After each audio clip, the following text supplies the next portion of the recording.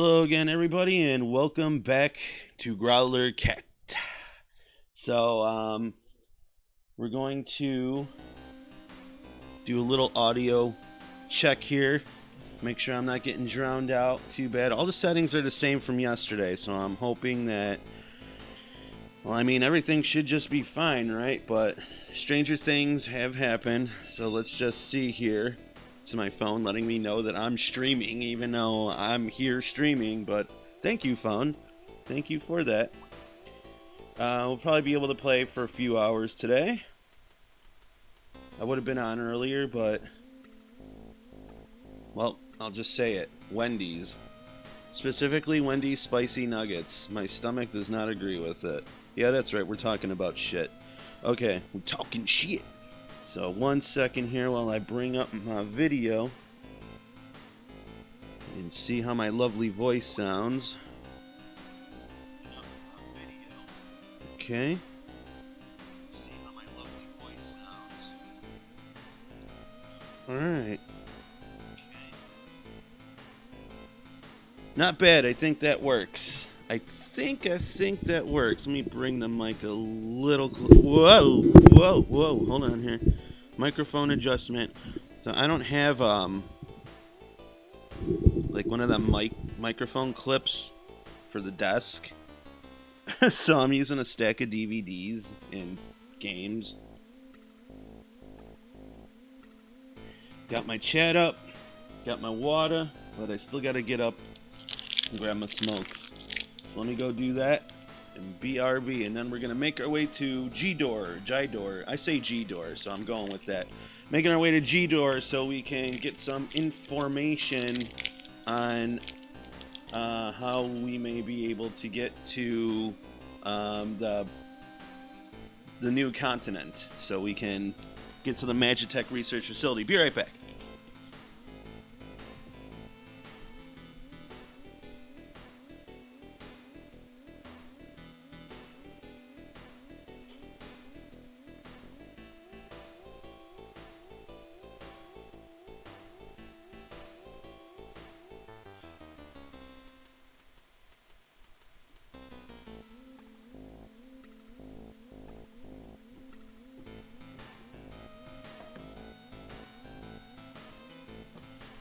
Damn those spicy nugs. Damn them to hell. Never again. Well, I had them one time, and I ended up, yes, getting, stomach ache. But I thought that it could be a number of whatever, and I actually really did enjoy the spicy nuggets, so I was hoping that it would have just been, possibly something else that I had earlier in the day. So I went and gambled and had them again. But now we know that my frail stomach can't take them. So, alright, let's see here. Everybody looks like they're already outfitted. Let's just do a double check here. I'm gonna go with that. I was supposed to equip that yesterday, and look at, we can equip that. So yeah, good thing I'm checking out what I got going on here.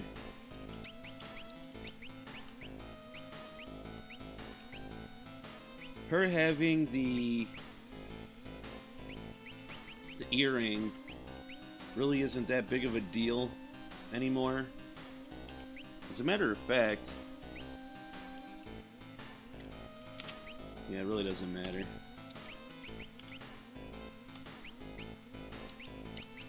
Him with the mithril shield.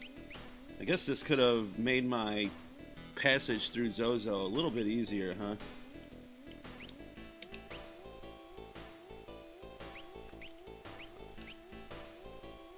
This should be updated. Maybe we can find something in G-Door, G-Door.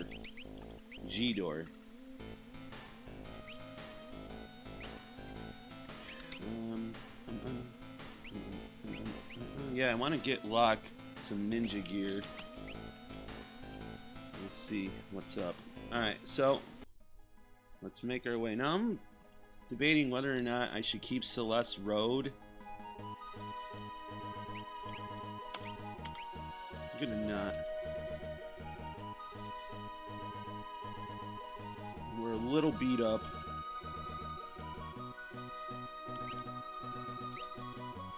Let me use a sleeping bag on her at least. You know what? I don't even think it'll come to that. Alright, so to Jidor. G-Door. Derek G-Door. So we got the mug command, which is always nice.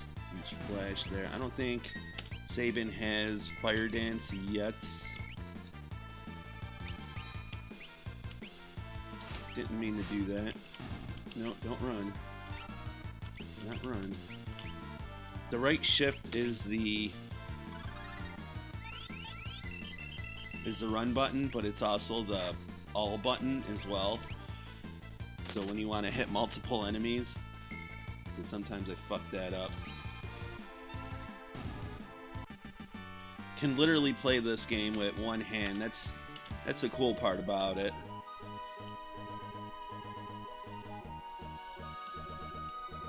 There's a few things with this version of the game that I like.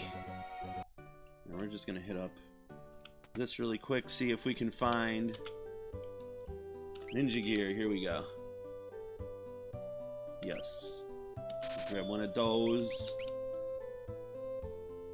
Some mithril vests, huh? Oh, you know what? Let's grab one of these. 2 of those. And a mithril shield for Locke. I need to equip him with a mithril shield. I already have one on standby here. So let me see.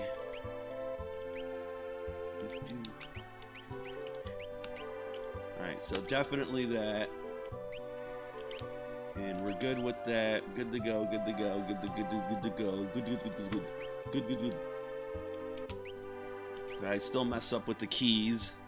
I think it probably would be easier to play this with a controller. But whatever. Alright, so mithril vest.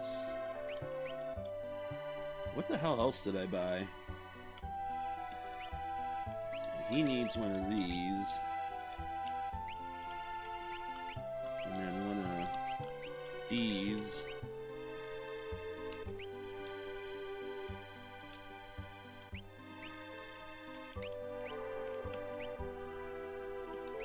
And I still have a spare mithril vest. Why do I have a spare? I don't know. I guess because I'm an idiot. Okay, no big deal. And then let me run on over to the... Unless we can do this. 250 a night. Hot damn. Unless it still beats having to buy a tent. Oh, you know what? I need to buy some Phoenix Downs too. So yeah, let's get to the item shop. I'm a little low on the consumables. Okay, we got high potions. I got 3 tents, so I'm good there. But yeah, let's grab some more phoenixes. Grab 5 more of those. Good on the tents. Man, wouldn't mind having a few more potions on hand just in case. Let me buy that, I guess. And then. I think I took the long way. It's alright. Get up in hither. The Kaiser Knuckle. Yeah, I want one of those. Moonring Blade, huh?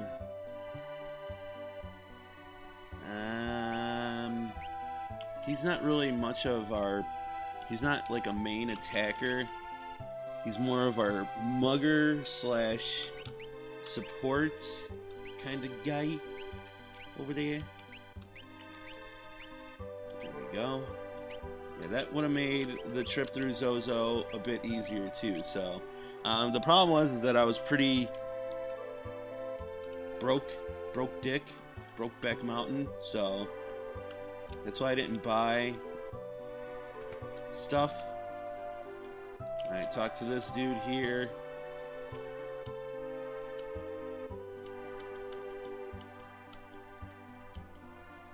And this is going to pretty much open up the way for our next objective, which is going to be the Opera House. Hence why this is named Symphony of Destruction.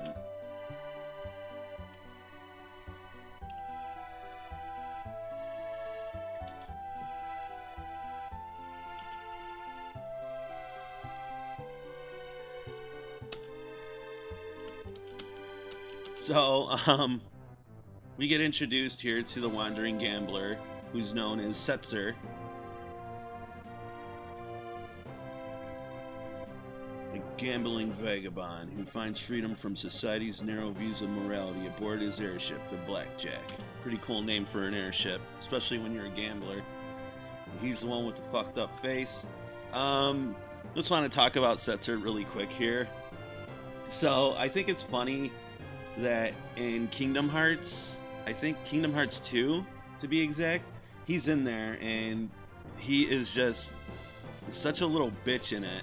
Like, not that he's tough or anything, because all you do is just do the struggle match with him, but he's over here pretty much like trying to beat up on kids, playing like a kid's game, hitting them with fucking like Nerf baseball bats, and he's just kind of a stroke in that game. But in this game, he most certainly isn't. So Kingdom Hearts did not do Setzer not one little bit of cool. Now, what would have been cool is if they had some sort of like a casino or something to that effect. But I know it's like a kid's game, Disney. I guess they didn't want to fucking throw in casino elements. But still, I mean, whatever. Alright, so now we gotta make our way down south. We can go via Chocobo, or we can just go the fucking normal way, which is just this. It's not far.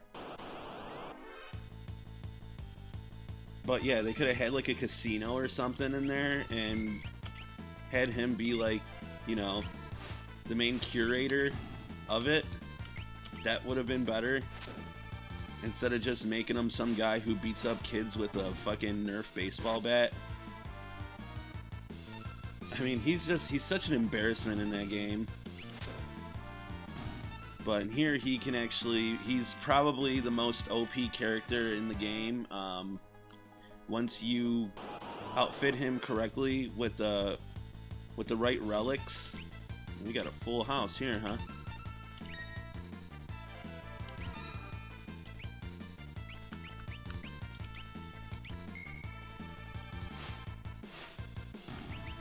Just use some fucking magic, just in case.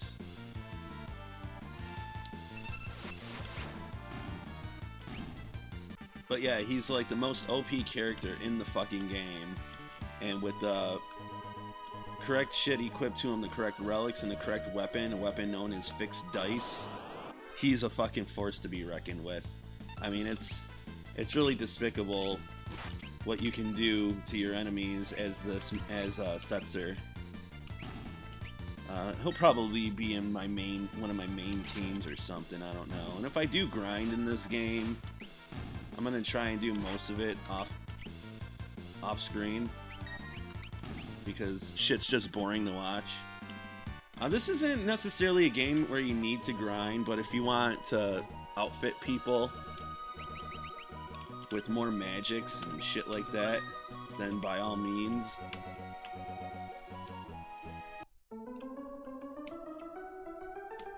Alright, so back to the old impresario. Is that like a real word, impresario? Let me just check my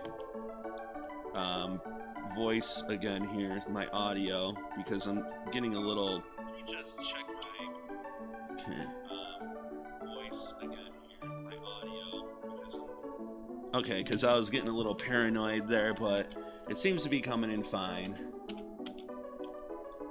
Ding, ding, ding.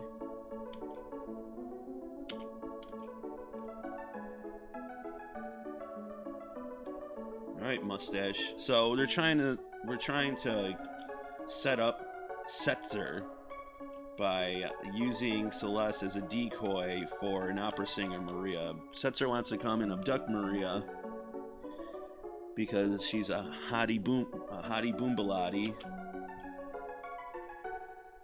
and Celeste looks just like her, so we'll tuck Maria safely away. Fun fact, you actually never do see Maria in this game.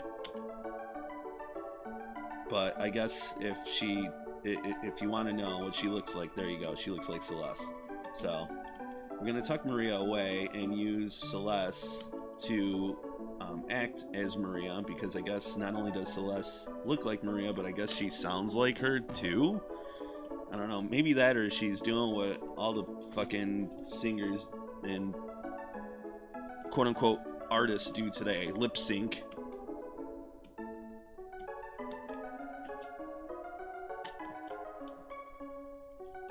And once Setzer comes down to get her, then that'll be the whole setup, and we'll be able to get onto his airship and make some negotiations with him. And there is our eight-legged friend,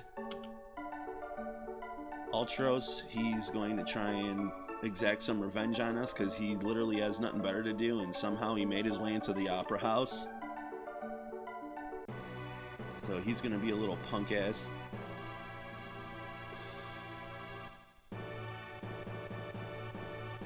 And yeah, so there's this scene. This is a pretty infamous scene in the game, and I gotta say that it's just one of those moments in video games where it's very memorable. Personally, I don't care for it. I am impressed by it, though. I'm impressed by just like the scene, the theme of it all. I never seen anything like it before in a game. It was very, you know, cinematic, dramatic, different. They do a good job, actually, with making it sound like opera, I guess, for what it was able to do back then. Obviously, this is a different version of the game. This is the less favorable version. I think everybody who's played the original is on board as far as the SNES version being the superior of the two. I guess there, well, you know what, there is another version, which is the Game Boy Advanced one. Now, I never played it, but it looks a little muddy. It doesn't look as good. It looks like too bright too, if I have to say so myself. I was tempted to play it, but I don't own it. Yes, I know I could have emulated it, but you know, I'm not gonna do that. And I could have played the SNES version, but I can't get my Elgato to capture it. So I don't know what the fuck's up with that. So we're playing the Steam version, which I guess is like the same as the iOS, Android, same shit. Why they wouldn't just port over the normal version, I don't know. And there's also a PS1 port, which I do own, and I have it down. Well, I own it physically, but I also have it downloaded on my PS3, and that is without a doubt the worst port of the game, hands down. It's clunky, it sounds like shit, and the animation to get in and out of battles is just so fucking long and painstakingly bad. The cool thing about that version, however, is that it came with just a couple cutscenes, and I think it also had like a bestiary, whatever the fuck. I think I say bestiary. I don't know the correct pronunciation of it, but I've been saying bestiary because it records your beasts, right? It holds information for the beasts in the game, so hence bestiary. Alright, so now it's Celeste, or rather Maria's, time to shine. You can check out the score here. I've been playing this game for 25 years, so I don't need to look it over. I already know what to choose. If you choose wrong, it isn't a game over necessarily, but it makes you restart. Like, it makes you start all over, even if you mess up, say, like, midway through. You're not going to be able to just resume from where you messed up. You got to start all over. And in the SNES version, I don't know in this one, but in the SNES version, if you fail 3 times, then it's a game over. Then they're just like, all right, asshole, you had your chance to fucking read the score. You didn't fucking do it. Now it's a game over. I hope you saved. So here we go. This is one of those moments in gaming where a lot of people either loved it or a lot of people rather hated it. I'm going to assume that most of the female audience probably liked it, as so were the male audience, the male demographic of the game, was really hoping that their siblings or their parents wouldn't walk in on them playing something like this. You know, if my dad seen me playing something, well, my dad was kind of, he was kind of a bully. So if he seen me playing this, he would just be like, what the fuck is this, you know? This is fucking stupid. Hey, you should, like, go out and do something, you know? Which, I mean, yeah, he'd probably be half right. Although I wasn't really one of those kids that just fucking sat in the fucking house all the time. But he would definitely say something like that, I'm sure. And then my brother, if he caught me fucking playing something like this, I'm sure he would say, like, this is so gay, you're so gay, well, you know, fucking whatever. My brother really wasn't a nice guy to me growing up either. I was the younger, of course, so, yeah, he wasn't too nice to his younger brother. I think that's the last thing I have to select. So yeah, you gotta select 3 different, options, but I do believe that that's it. But yeah, this just is one of them moments in games where I just kind of want to fucking like hide away into a corner and just, you know, watch it in private so nobody will catch me. Just like a dark room with the door locked and with the volume like all the way down, watching this thing. Yeah, that would probably be the right thing to do. So here's our little dance number.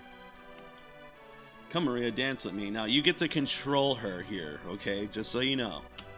And he's like moving in a way where you can't, you know, like this is me really trying.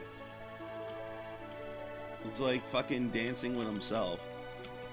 And then he laughs at you and then turns into a bundle of bouquet of flowers, and go up here with some suicidal thoughts, like literally.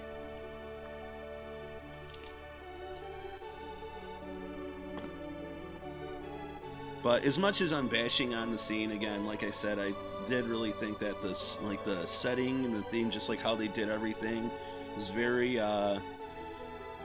cinematic.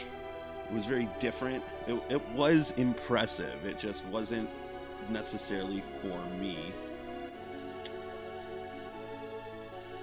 That's when he sparked up a cigarette and just waited out.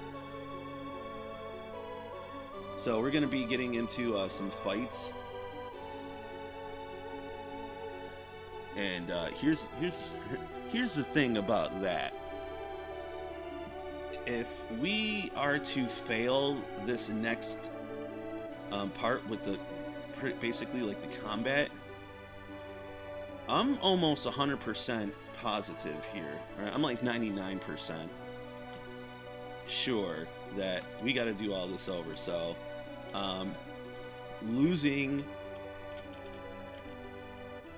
is definitely something that we do not want to happen. Because then we got to go through this shit again. And that's just not going to be cool. Ay, ay, ay.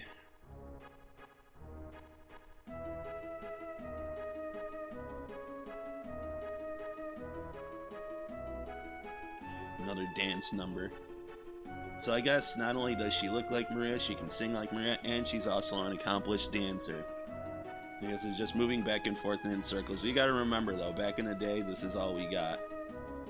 Even though this has a different art style to it, other than that, the core gameplay, the core mechanics, all that of the original game are still there. Even like down to the movements and shit. It's all pretty much the same, with the exception of this. You can move in 8 directions now.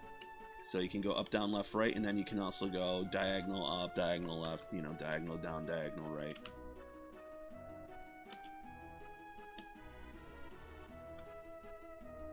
Gay.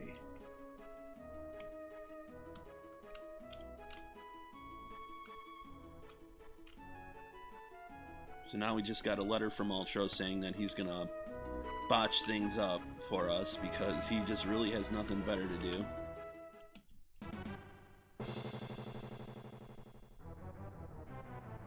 You got to deal with Ultro several times throughout the game, but it's only in the first half of the game. In the second half, he seems to have quieted down and has taken up a job.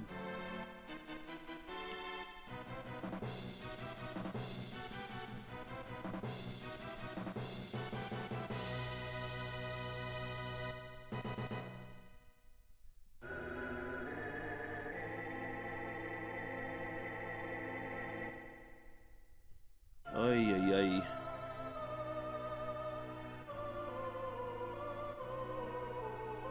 Yeah, there's a lot of this going on.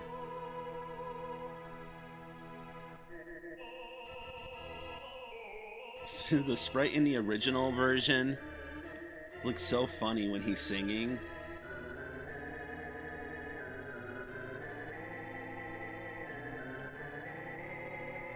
Here it doesn't look so bad. But yeah, this guy in the red, he just looks so funny.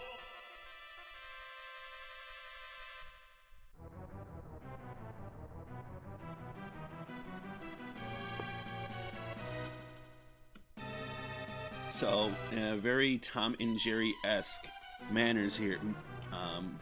Ultros is going to try and drop this 4-ton weight onto Celeste's head. I don't have sprint shoes equipped because Celeste has them, but we should still be able to do this with enough time regardless.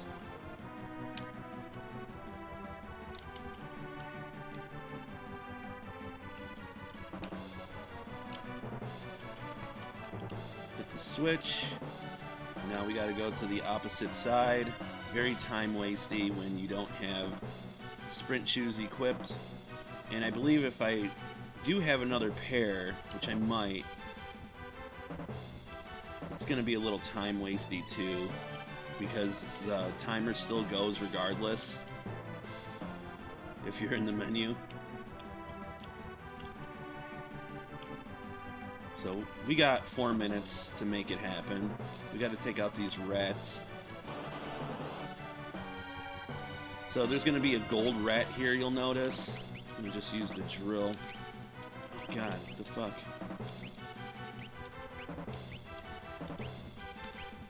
We want to take out the golden rat first.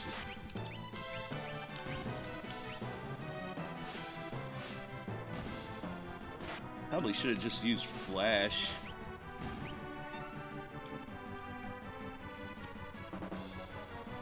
Oh shit, he caught up to us. Flash ought to be a better option.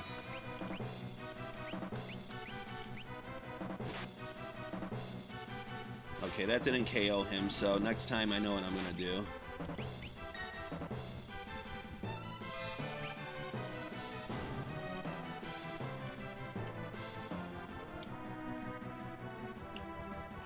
We'll have Locke mug one of the, let's see, we dodged that rat. Have him mug one of the normals. But that gold rat can be a problem because he can keep respawning back. So you want to take him out first.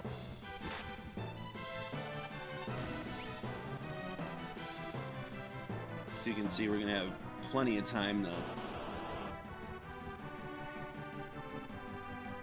Alright, Yeah, that's not necessarily an optimal.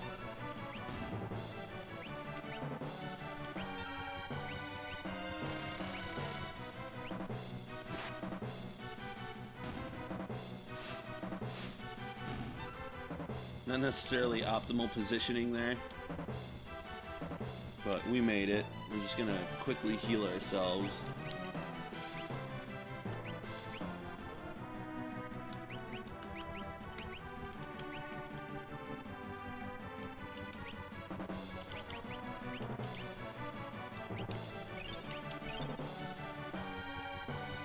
Why not? Whatever. Let me check my abilities here.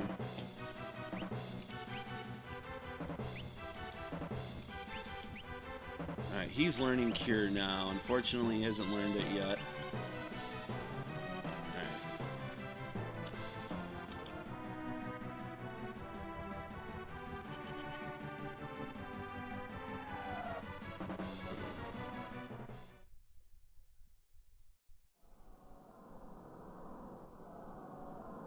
So it's still not over.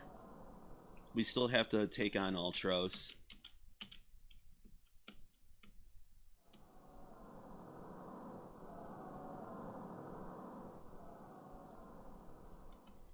Come on, game. So I wish that this game had like a fast forward or something.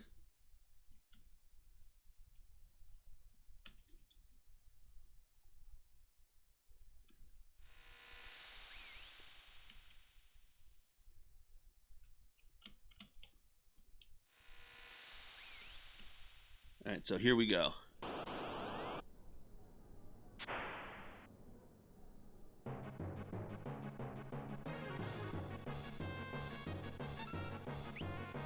So I'm just gonna drill.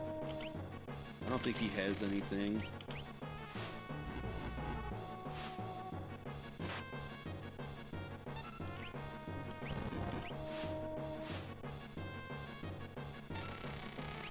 And that's it.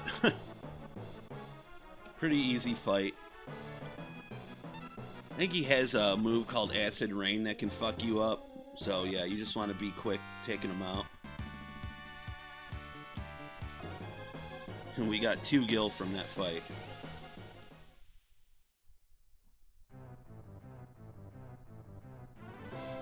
Now we're going to be doing a lot more dialogue here.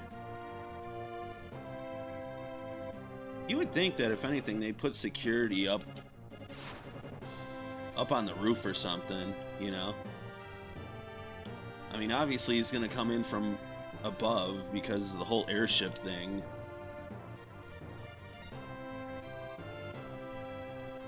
But instead, we had to do all this. And that conductor's just going fucking ham.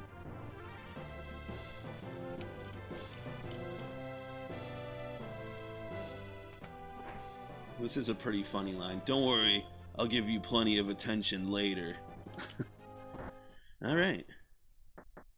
Some of the dialogue in this version is a little risque. She winked at me.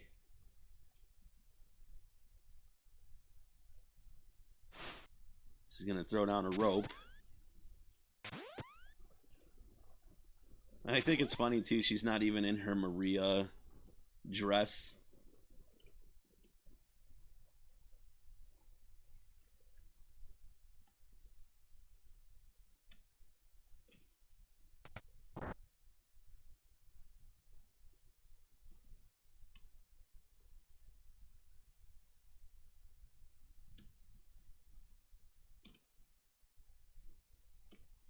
There's a beautiful mane of hair.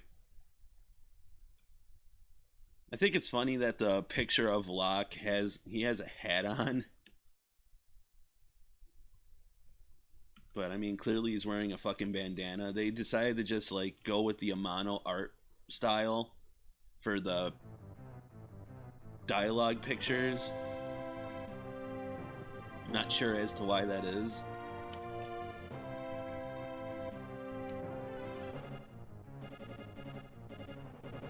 Bit of the dialogue here has changed as well. Well, most of the dialogue is actually changed. Now, I don't know if this dialogue is ripped straight from, say, the GBA version, because again, I never played it.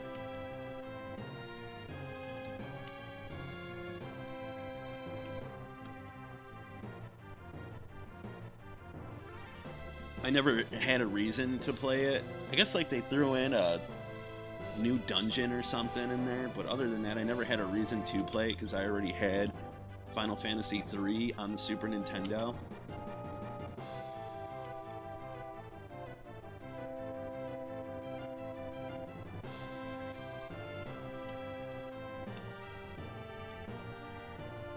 And that fucking thing is like located somewhere in my mom's garage with like a fucking mountain of shit.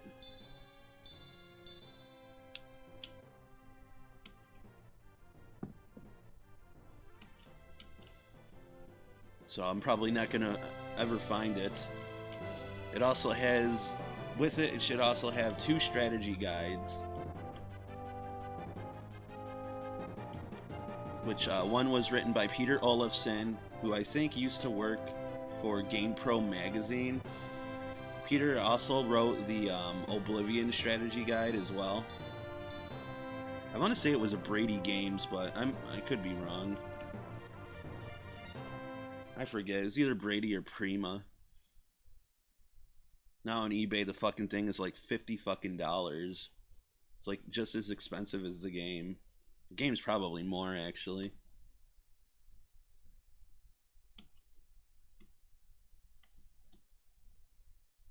And then I have the official Nintendo release of the strategy guide as well, which is a much smaller and a lot more...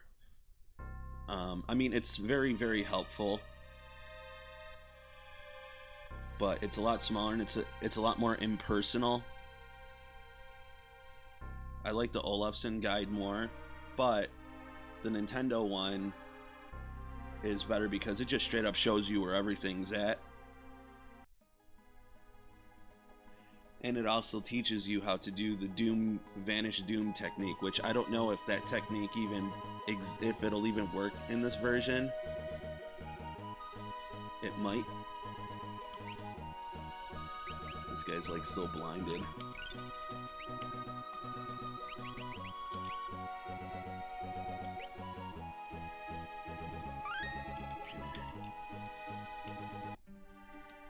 So we're gonna make a few pit stops. I guess she's unequipped again. Yeah, she's unequipped. So let's fix that. I guess she was learning Kate Sith, huh? So let's put her back on that and just give this guy... Oh, shit. And give this guy... Siren for now, and then we can swap once one of these guys learns. Alright, there's really no reason to go into the pub. All we really need to do is just check out the shops.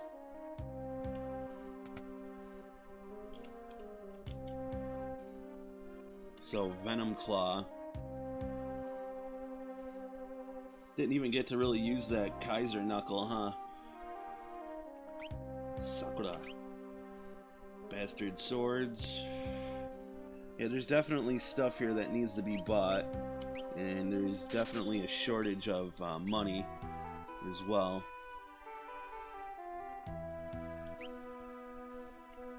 I'll buy one of those and I'll give it to her.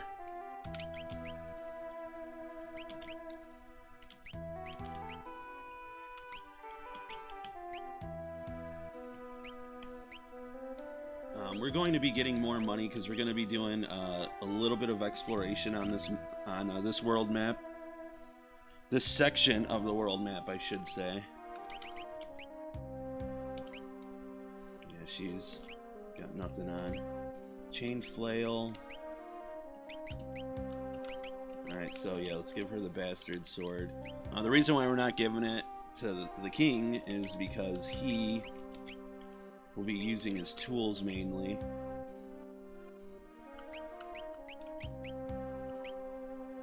Go with the Magus hat. Probably the white dress. We need sprint shoes equipped. Yeah, I do have 2 pairs. And last but not least, what do we want? White cape is looking pretty good. Hyper wrist looks pretty good too. I think I'm gonna go with that.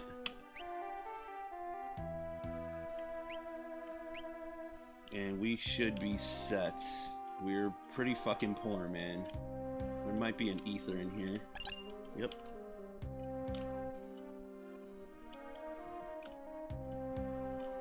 And I know I can't afford anything in here, but I still want to take a look. Alright. Well, that's less to really worry about. That priest miter might actually be good. 1/8 bonus to maximum MP. Unfortunately, I can't afford it right now, so we're popped on that. And yes, I know that there are a couple treasure chests that I ignored. This is actually done on purpose because they're empty, so.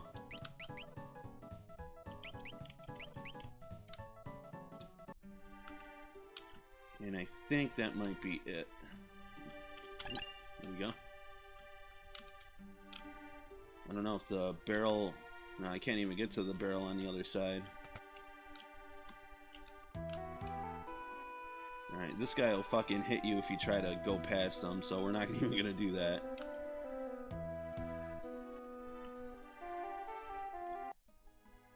Alright, so let's just do another Savey McSaverson here.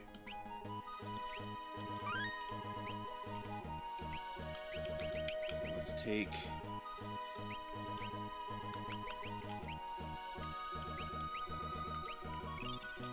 that, do that. Alright, now we're ready to... so we got 2 areas that we can explore. We got... well, there's a few areas. Where we just left was Albrook. To the west, I believe, is a town called Miranda. And to the north is a town called Zen. So, the way that we got to do it is Vector is right in the middle. It's that dummy marker in red. So what we'll do is we'll hit up Miranda. Then we'll make our way back up north towards Zen, and then finally, and this should help too with securing some funds as well. One thing I do want to check really quick. I forget when he gets the fire dance blitz. Alright, so we're gonna ignore that. Let's stay out of the forest for now, right there. Unless you want to piss off a bunch of enemies, and it's definitely manageable, but I highly recommend against it, especially with the resources that we got going on right now. So just chainsaw him in the ass and move on. Alright, he learned Cure, Libra. So let's just check our espers here. Okay, so they're still learning though, so we'll stay out of the desert too. I don't know what's in there, and I don't want to deal with it.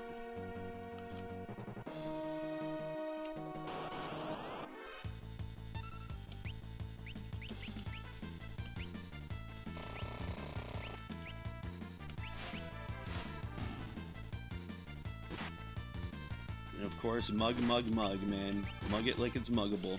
Mug like a thug.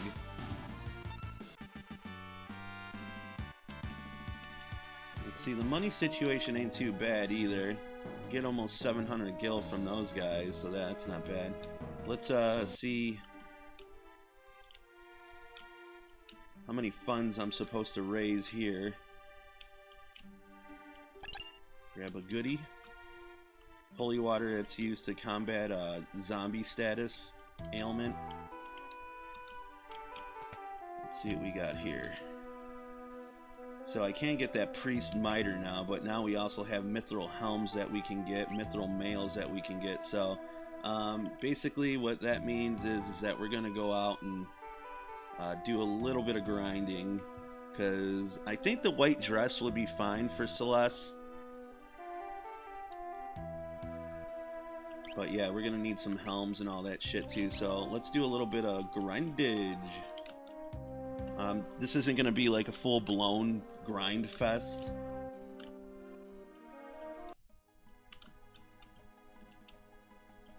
And I don't know if Zen is going to have the same items. I think that their items might vary.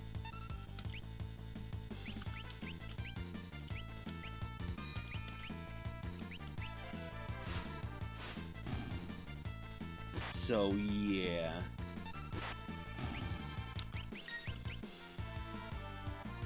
And the old heave-ho. Now, I don't know what the percentage rate is for King Kurt to go into full-blown Jason Hockey Mask mode. And personally, I don't trust doing that. Anyways, like for some of the tougher fights, you'll see me using drill more than the chainsaw. But for like normal trash, I'll chainsaw it up, because the problem with the whole Jason Hockey Mask deal is that it has a chance of missing, because it is an instant death attack. So yeah, that is nice, but obviously it's not going to work, especially like when it comes to bosses and shit.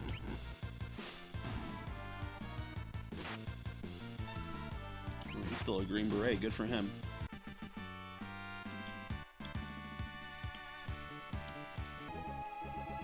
So I don't know, like what, do maybe like 8 more battles or some shit?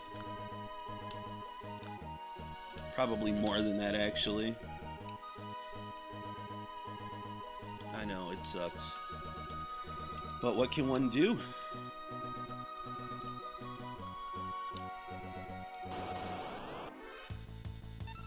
I needs the money, honey. Fighting these guys is actually great, because they drop 1,000. Or damn near 1,000. Oh, that's nice. That's nice. Well, there goes the Phoenix down. So I don't know. I can't remember if I can just go back in town. Use the inn. He doesn't do that too often, so we're just gonna go with this. I don't think I have any white magic now. Yeah, that's my character.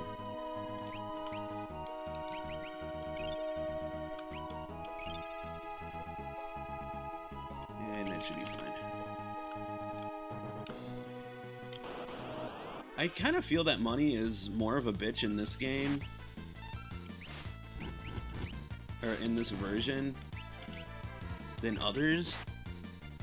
Or at least than the SNES version.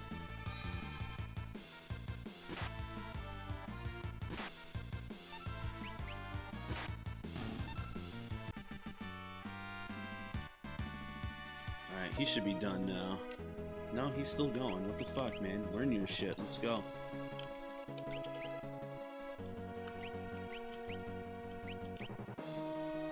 Oh, he ain't gonna be learning it anytime soon, because Kira's gonna take fucking forever. So he's gonna be on that for a while, actually.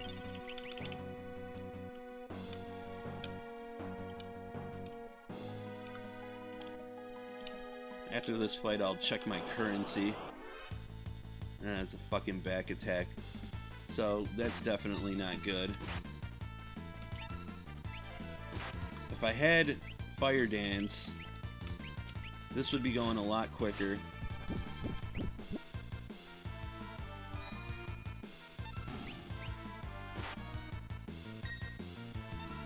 As long as you don't use Thundara.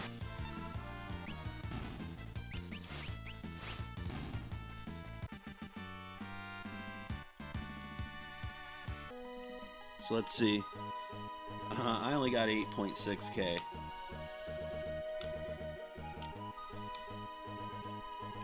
I guess I can attempt to sell some shit too, just to kind of speed stuff up.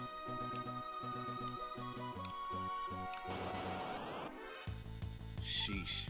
Alright, yeah, these guys can be quite dangerous. Usually you see them in the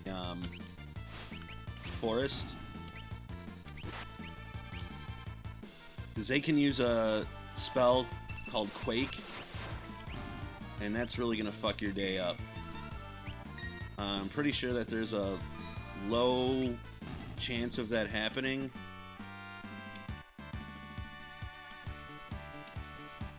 Okay, see that right there? Devise a new blitz technique. That is going to help out immensely. So this shit should go by a lot quicker now.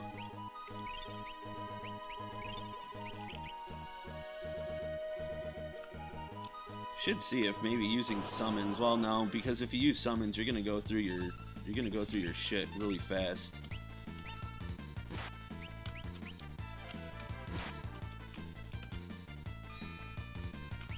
I'll give it to them too. They did a pretty good job with the blitz inputs for a keyboard.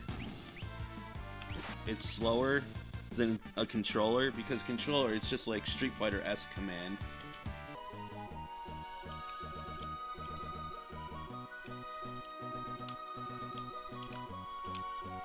But with the control or with the keyboard, you have to input them individually. So it does accommodate it, but at the same time it sucks because it's a little slower. However, I would feel that it's also, despite the fact that it's slower, it's still a bit more accurate. Come on. You know, I can probably fight in the forest just to speed this up. But what we'll do is we'll save. But forest fighting should be a thing now, since we have the fire. Or, I'm sorry, here it's called the Rising Phoenix or Raging Phoenix, some shit. Rising, probably.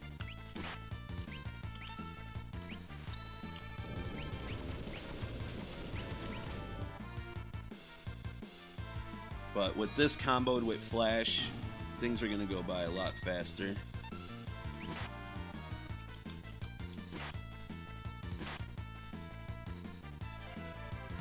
Yeah, Rising Phoenix. Sorry, in the original it's called Fire Dance. Let's see what we get out of that. More, well, obviously more AP, more XP, and more gills. So yeah, it's definitely worth hanging around here.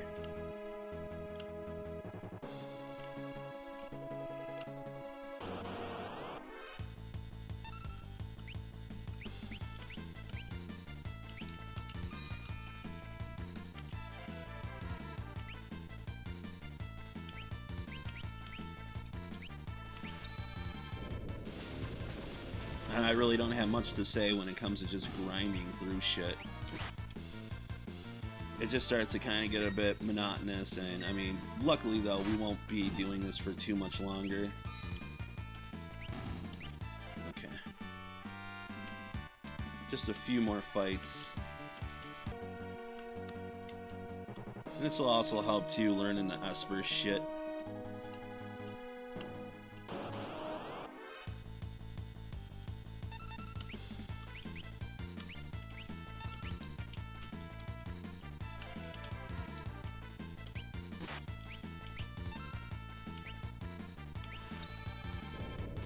Yeah, this move is such a fucking lifesaver, and it's going to be very good to use in the Magitek facility too.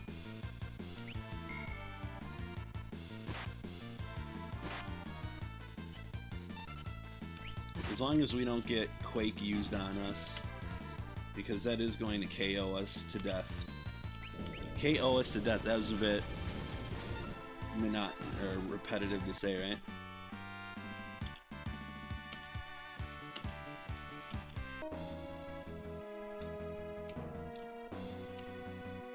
See, I don't think she's gonna need a myth or whatever that new helm is. I don't think she's gonna need that. So I'm gonna keep her with the Magus hat.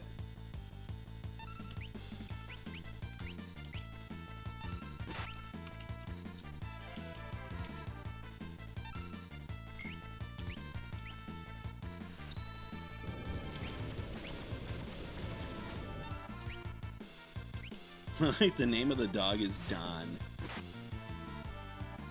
Hello, Don. Don.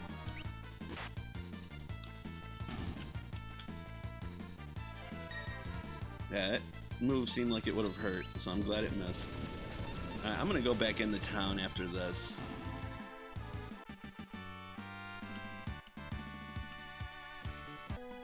Alright, so there's a little bit of grindage.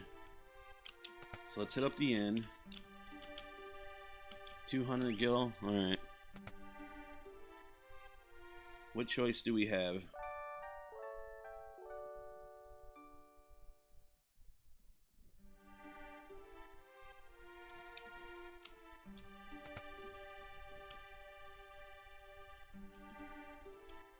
Nope, nothing. Nothing. Usually in a lot of these buildings, you'll find like a clock. And if you inspect it, a lot of the time they give out, alright, so what do I want to use? I tell you what, I'll grab 2 of these. See, I don't know what exactly this is about. I'm gonna grab 2 of these, and it's like already goodbye money. And 1 of these.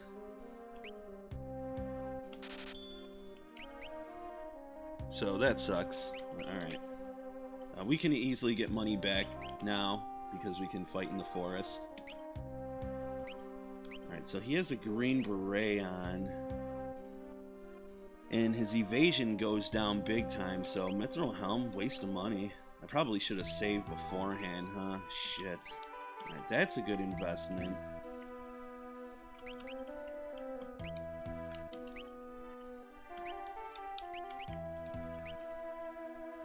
He can use the miter for magic evasion, I guess.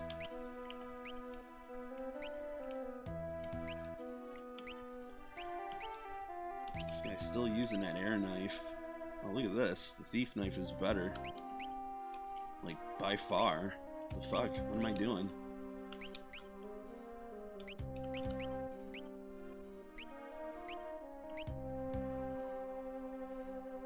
I like the magic defense on it, but his evasion is just through the fucking roof.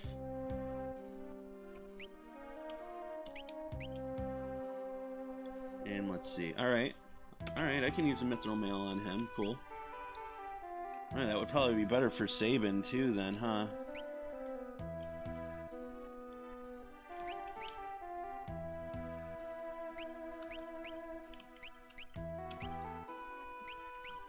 Alright, here we go. Oh, but look at though, her fucking magic goes down 5 points.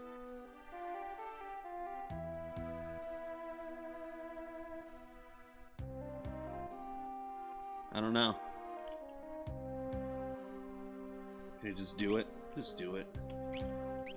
It's got a lot of other benefits to it, so I don't think I'm really gonna have her using too much magic anyways, besides like the heals. We already looked at that. Then I just wanted to see here. Yeah, see, I think that mithril mail would probably be good for him too. Alright, so let's just sell some shit.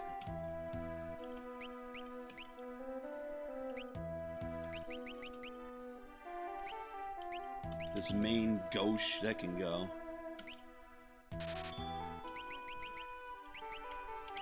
We'll get rid of 2 great swords.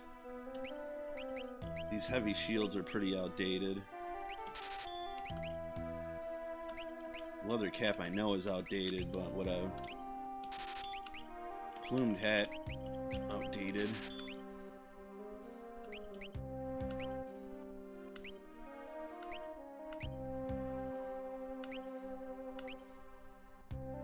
The mithril claws are outdated. Actually, you know what? Yeah, let's just get rid of it.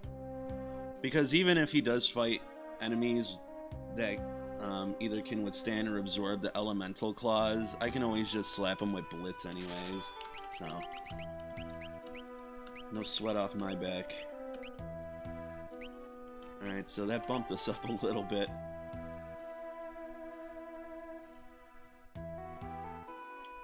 And, oh, I have mithril helms that I didn't even use.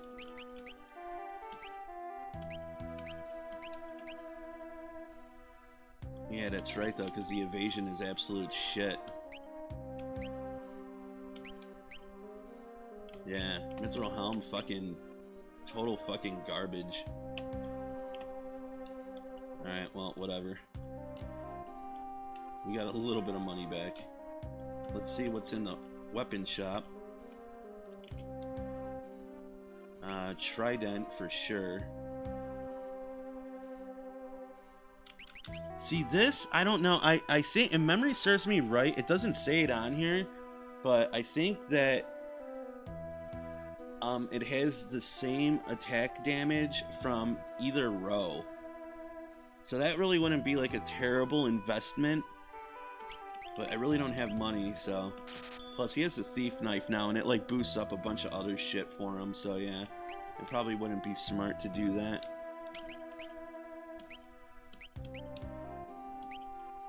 Alright, nice little bump in,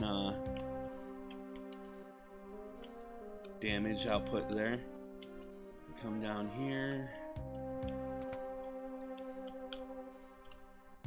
This is Lola. That, remember when we kept doing all them fucking letters? Well, they were going to that chick that was in that house.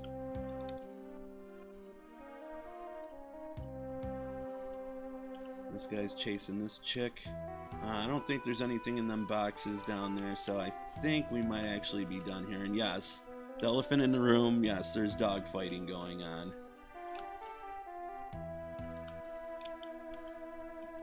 Okay, alright, guy. Okay. Oh, okay, man, get the fuck out of my way, dude. Let me leave. What the fuck is that guy's problem? I feel that the NPCs in this game, they move around too fast. Which would also make sense because during the fight with the for the Frozen Esper against Kefka, his guys were moving fast too. So, I don't know what the fuck is up with that. But okay, so let's make our way up north to Zen. There is going to be something that I do want to buy from there. It's something actually very useful.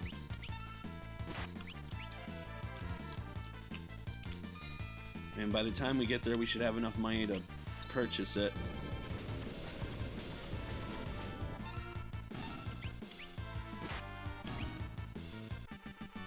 Should, being the key fucking word there. Should probably save, too. Because you never know. Those fucking chicken things can fucking use Quake on me, and then it's gonna be a game over, man.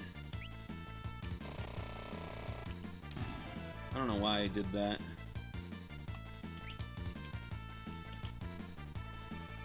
Could have just used Flash, but whatever. We'll just do this.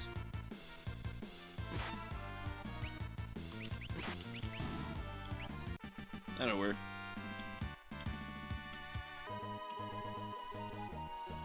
Alright, so again, we want to ignore Vector. Even if you accidentally go in, it's okay. You can just walk right back out. Not a big deal. Oh, this is gonna kill him.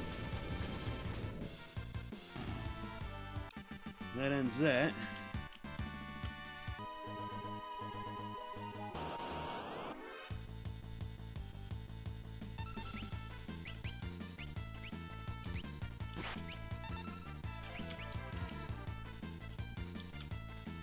Do some of that. I haven't even been monitoring their health. It's easier to monitor their health in the SNES version.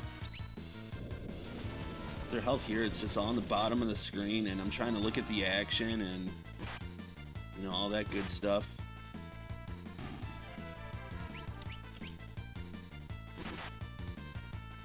I guess that move didn't hurt that bad.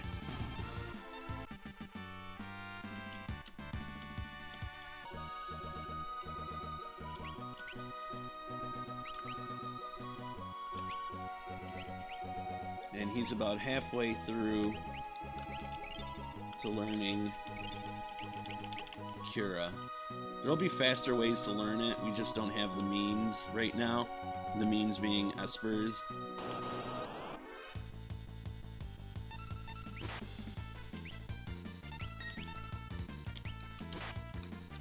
We're gonna be leaning a lot on Fire Dance.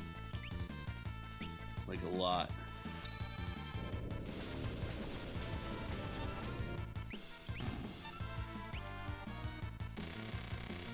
So get used to seeing that fucking move. And like everybody's still learning shit here too, yeah.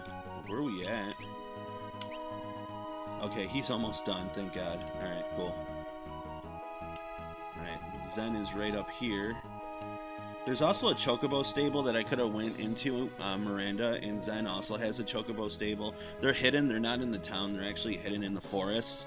So if you didn't feel like walking or you didn't need the money or whatever, then you can always just ride a Chocobo instead. Hit up the inn. Actually, you know what? I don't even think that's necessary because we're going to be able to get some free heals soon. Alright, so let's go in here first. See what he's got. Moonring Blade. Alright, I don't have a lot of money, so I'm just coming to buy what I came here to get in the first place. Get out of my way. It's in the relic shop, which is right here. It's the black belt. So this is the belt that'll counter physical attacks. Let's grab another one of those. So I don't know, I guess it would really be up to the player as to how they want to go about this, but me personally, what I like to do is I like to take the sandals off. Now the sandals do give you haste, so it kind of gives you an edge as far as being able to attack a little quicker, but this, you can be attacking after getting fucking popped in the face automatically, and rate for it to occur is actually fairly generous, so I'm going with that. It's definitely better if you have a Genji glove equipped, kind of like the setup that I have with Sabin. So yeah, that is a thing, but it's not necessary, but it's definitely optimal. I do want to go into the inn and see if it has a clock. So we really won't be using elixirs too much. Sometimes when you're in some trouble, it's good to just have it. I don't know if I checked hers. No, nothing there. It's got some treasure chests back there, but there's no way to get in there. So it's just for aesthetics, I believe. Now there is a little back area here. You want to remember this spot here in specific.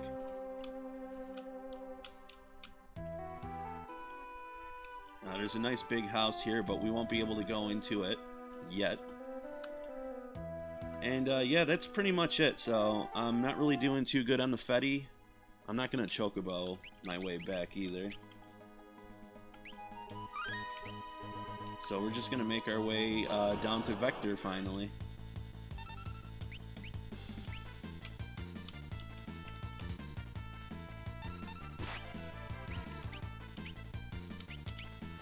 Flash it up. Spark up a square.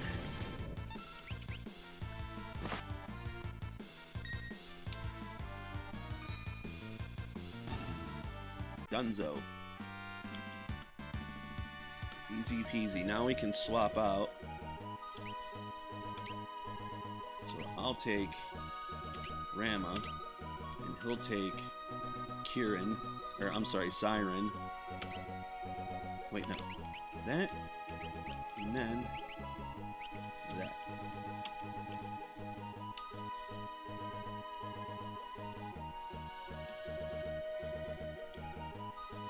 They're not the best espers, but they'll give you a little bit of an edge. Mainly want that cure. Hello, Dawn.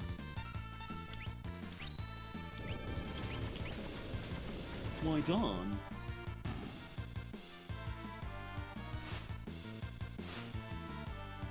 $69, dudes.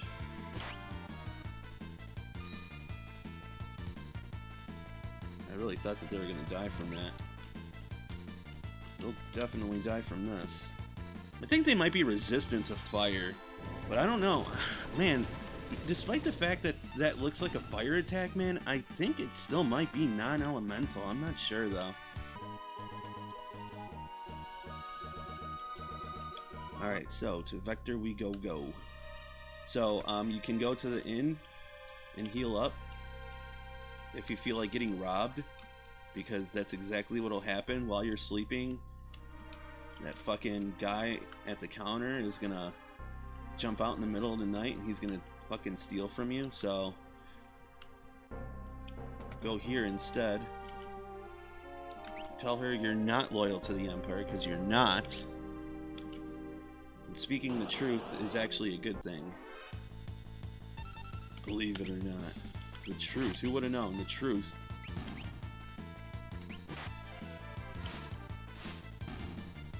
Dunzo. So she'll tell you to not give up, and then she'll heal you.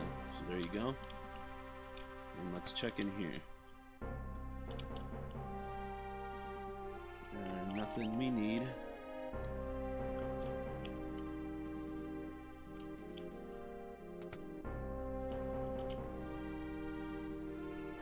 Nothing we need. And I don't know if it has I don't know if they have a relic shop around here or not. We need to go that way. Up here, I'm not gonna bother because there's really nothing. Well, let's see. Yeah, there's really nothing. If you fucking run into that, any of the magitek soldier or any of the soldiers up there, they're gonna fight you, and then they're gonna reset you back to the... You'll beat them, and then you'll be reset back to the beginning of the town, which we don't want. Past here, though, there's a building in the upper left corner. If you go in there, it's a pub. And I don't really think there's necessarily any... fuck it, I'll just show you. I don't think there's really anything in here besides some information you can get. If you talk to this guy, he'll talk to you about Sid and Kefka. This guy, I don't know. Okay, yeah. Just rumors and shit. Obviously, you know, pub stuff. And we don't want to run into that fool. So dodge him. And now we're going to get into our next dungeon. This guy's going to help us out by creating a diversion.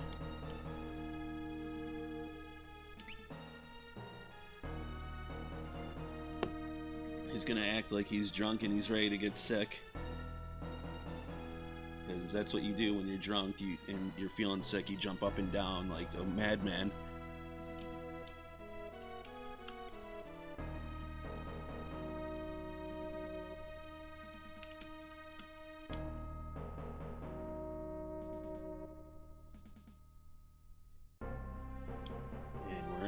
Okay, so the enemies in here can actually be quite ruthless. They're very resilient to physical attacks, so physical attacks are pretty much a no-no. This is the part of the game where they want you to start experimenting with your espers, summoning them, using magic, shit like that. It's a really bad idea to just use normal attacks here, so we're going to be leaning on Rising Phoenix. I'm just going to call it Fire Dance. We're going to be relying on Fire Dance, we're going to be relying on tools, and some magic. We won't be doing any summoning because it eats away at the MP. There's also a lot of goodies to be found in here too, so we're going to be doing quite a bit of exploring. Like these guys here, I'll tell you right now, the big magitek armor guy, if you physical attack him, he's going to fuck up the team, like big time. So you most certainly don't want that to happen. Like even mugging. Oh, you know what? That counted as alright, so we cannot use Fire Dance against that guy, because as you just seen what he did, see that? He really fucked us up with those missiles. So we can't even use that. We can use Fire Dance, but not when that guy's on the screen, unfortunately. So we're already dipping into our magic pool. Not optimal.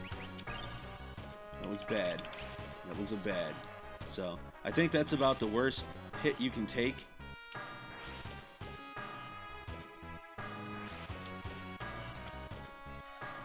so that's the flame tongue. Let me see here. Now the problem with using elemental weapons is that if you fight an elemental enemy, it could very well heal them, so that's bad. But we'll equip it for now, that's fine. Yeah, so just press that to that. I think there should be nothing there. Right here. Scoop up an ether.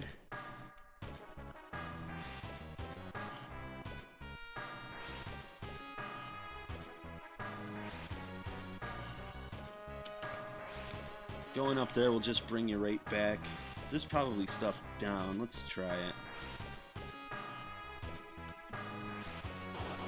Shit, no.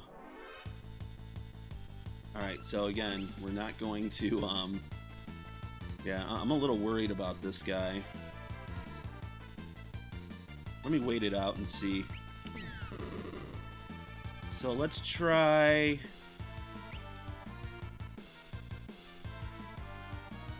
Let's try... Fuck. Let's try the chainsaw on this guy. See what happens. Okay, so he's done. Good. Fucker. So one chainsaw will take him out, but unfortunately we have to still be careful.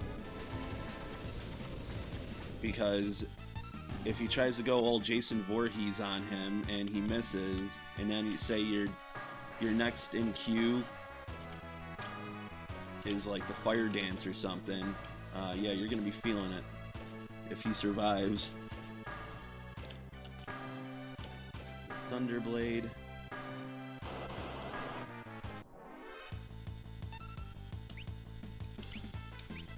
Yeah, the proto armor. Okay, that should kill him. And that'll kill them. This is a great way to conserve magic. It's like I said, this dungeon wants to promote you using it, but at the same time, you don't have an infinite supply of this shit. So, that's how you get around that. Remedy. Let's use the conveyor. Don't worry, we'll be getting that. Alright. Alright, just making sure. I don't remember 100% where everything is, so you just have to bear with me on this. I don't know how this would do against them. Let's try it. I know how this will do, though. If it can one-hit them, that'd be great, but I don't think it's going to. Oh, she didn't even pop it off before his. Weird.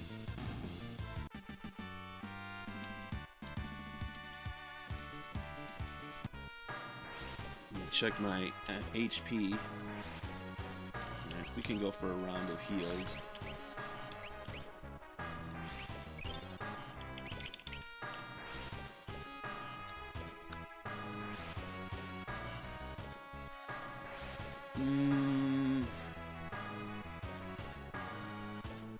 Yeah, this doesn't look right.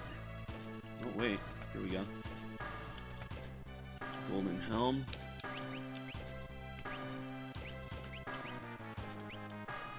Let's see, the 150. So again, it's just a trade-off for some evasion, but the Green Beret, don't forget, it also adds health. Let me see this. Yeah, and her magic defense goes down, so no Golden Helm for us.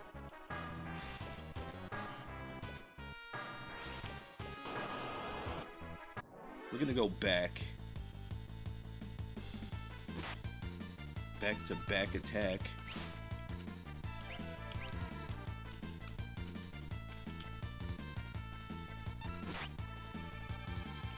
Yeah, it's still a 10. Pretty nice.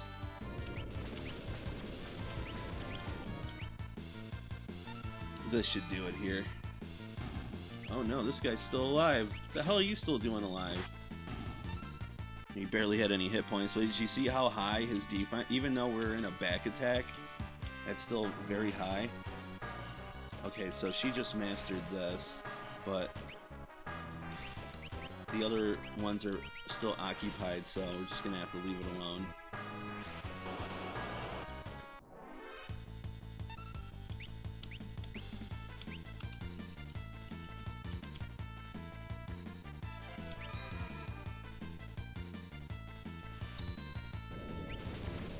Bell's Q.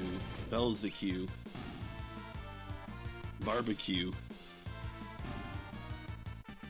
We barbecued Bell's the Q. And now he learns slow. Pretty much anytime I see that they learn something, I'm going to check. Alright, here's something. Alright, those are the Dragoon boots. We're like never going to use them.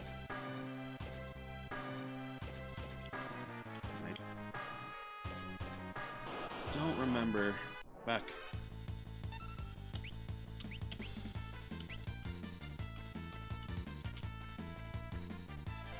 Belzeq. Belzec, probably, but still. I like Belzeq better. Barbecues.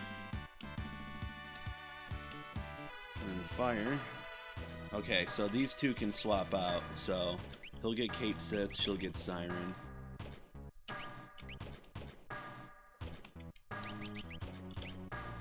She'll get Siren. And I keep forgetting I can just use right shift to go to the next person. So here's actually going to be a secret.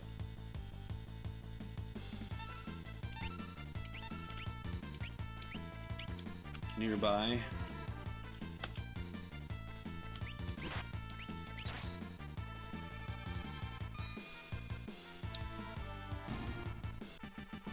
Damn, just one flash takes them all out. Nice. We're in poison.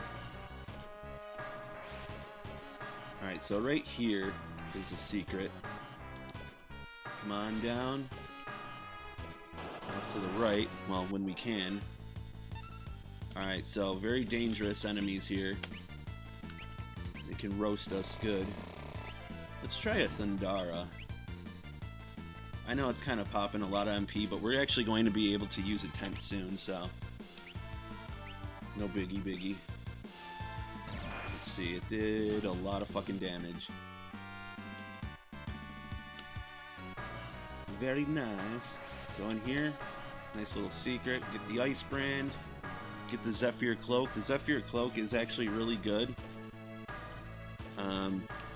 It raises your evasion by 10%, I believe. So yeah, you want that. The thing is, though, let's see. She's got the Hyper Wrist on, though. He's got that. So our setups here are actually already pretty good when it comes to the relics.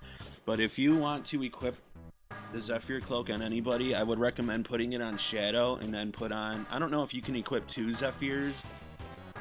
I don't think you can equip 2 relics of the same kind, but you'll get another item later that raises evasion called Beads. And just equip Shadow with Zephyr Cloak and Beads and just watch him fucking never get hit.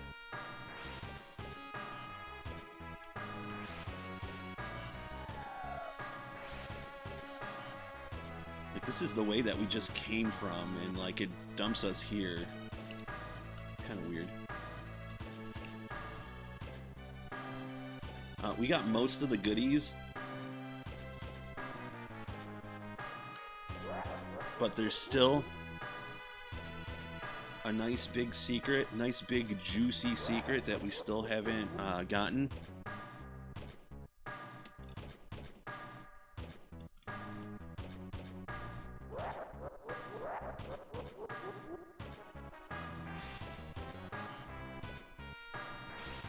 We'll get it a little later. Right there we have Shiva and Ifrit. Actually got a funny little story as to this next upcoming area. Oh, there's a thing there. Oh, I'm gonna need to get that. And I think it might be a one-way ticket. Alright. That's okay. Alright, so yeah, Kefka just being a fucking asshole, as usual. It's just how he is. Give a round of cure. We're gonna take this elevator up. What we want to do is we want to go down there where they are, but we'll miss our opportunity.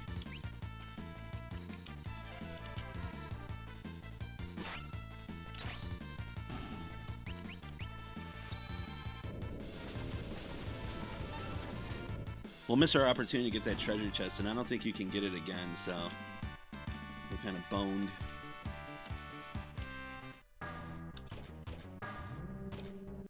We're gonna have to do this. And it is a 10. Okay. I'm not mad at it. Could have been better, but, you know, whatever. Yeah, and see, this was this area here, which I was pretty sure. So, back to the proto-armors. Scary stuff.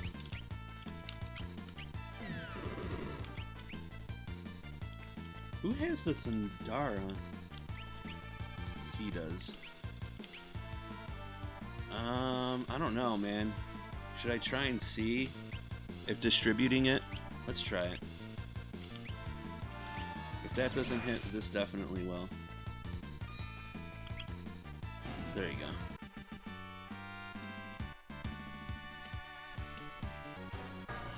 How are we doing? Still okay.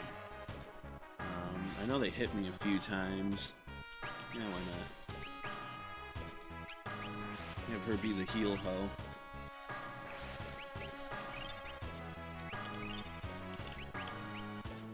We have 11,000 gil. So the gil situation still really hasn't improved too much.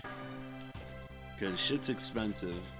I just don't remember struggling with money in this game before, so I don't know if it's something with this port or what. The prices seem the same. I just don't know if the enemy payout is.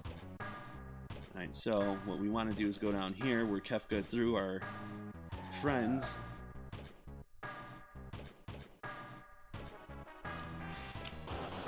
Back. Alright, we probably want to use magic here. Let's see what that does. Let's see. Good shit.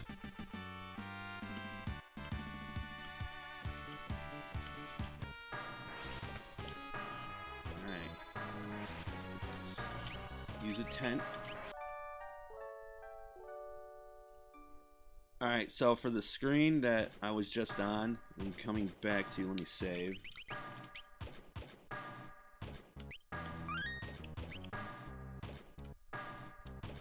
Alright, so really quick before I get into this, so obviously that's Shiva, that's Ifrit. Now, when I was playing this game, probably back when I was like 10, 11, 12 years old, whenever I first started playing this fucking game, I got to this part here, and I got stuck. Now, I didn't get stuck on the fight.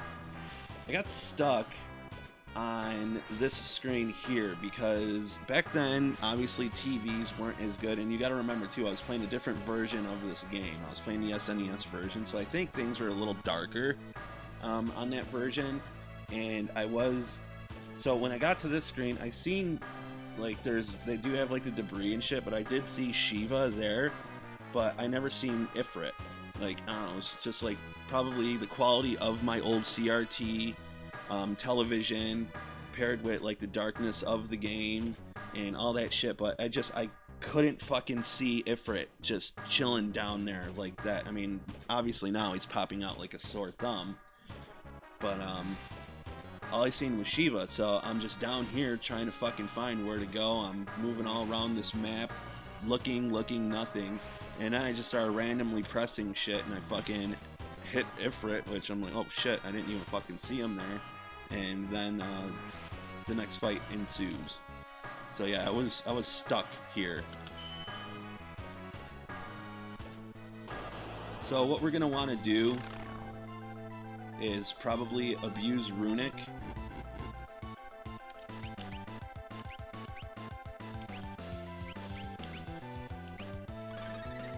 I don't think magics will really work on him, so we're gonna do a combo of blitzing and drilling.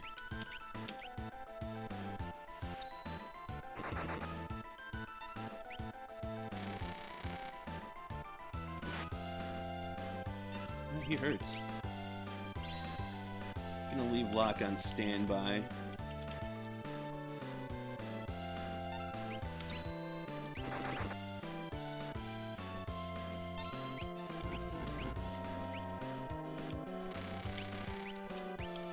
Because he really doesn't do that great of damage.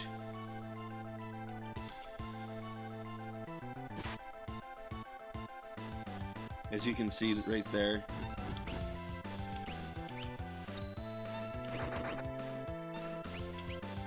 So we'll make him the heal hoe.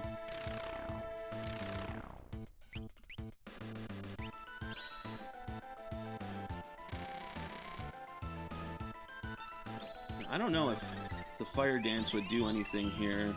No, you know what? I'm not going to risk it.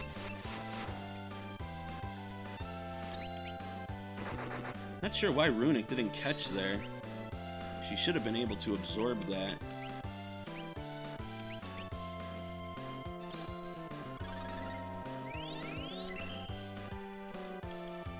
Oh, it's because of the heal. Okay, I see.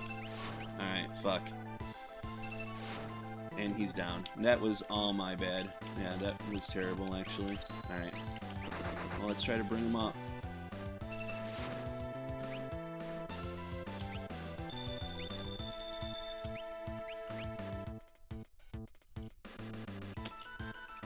I should have been using... What the hell's going on here? I should have been using,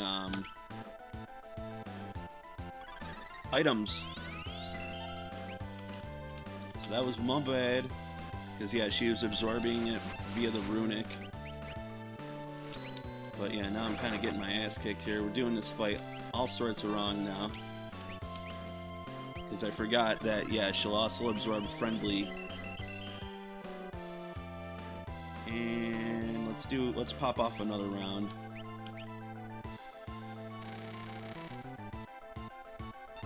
Okay, here we go.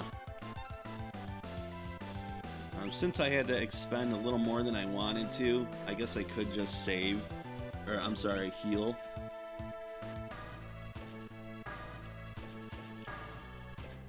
It's really not going to be that big of a deal, though.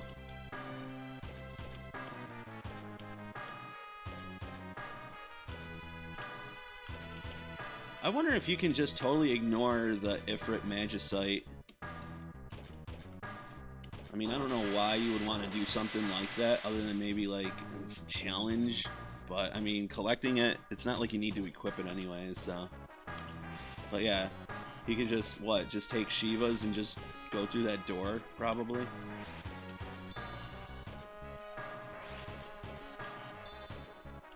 Okay.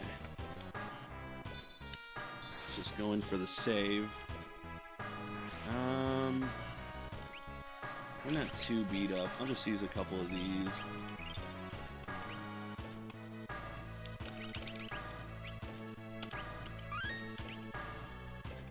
The good news is... Oh, we haven't even mastered these. I thought we did. Oh. Wait a minute here. No, yeah, we haven't mastered any of these. Because there'll be a little star there, so... Go through here, through here.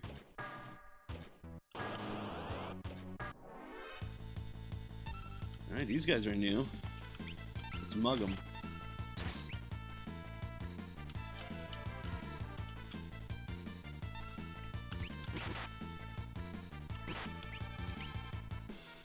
He stole a mithril shield. Good for him, I guess.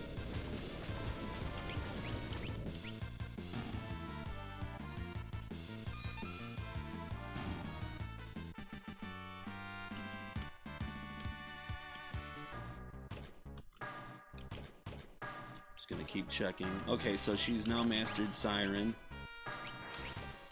So we're gonna move her on over to... Fuck it, let's have her do Ifrit.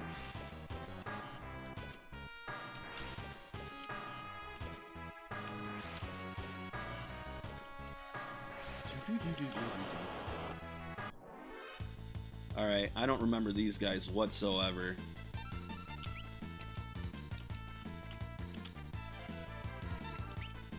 Program 18. I don't know what the fuck he did to her. That might be slow status, possibly.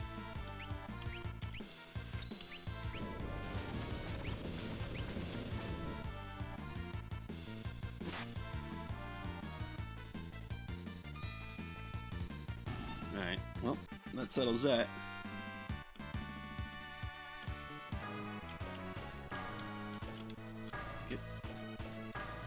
Alright, so here's where our next secret is. Can obtain the... fuck. We ain't obtaining shit yet. Silencing strike, thank you for that.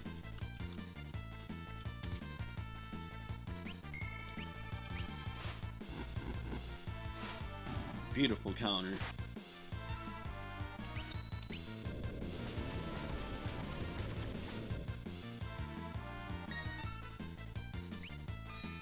And that'll do it.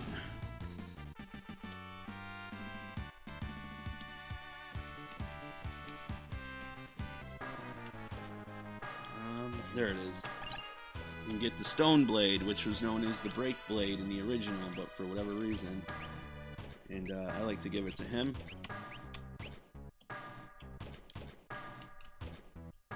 Randomly cast Petrify. We're gonna get into our next boss fight. Just want to heal up.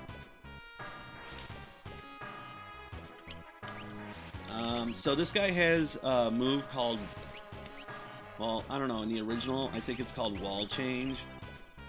And what it does is it changes his elemental weakness. Nice haircut. We're not even going to be hitting him with magic, although I'm sure that it probably would be a lot stronger, but you'll be taking a gamble. You can possibly heal him. And we don't want to do that.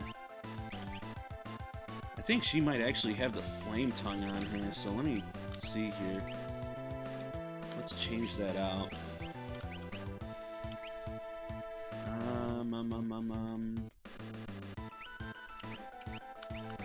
Bastard sword.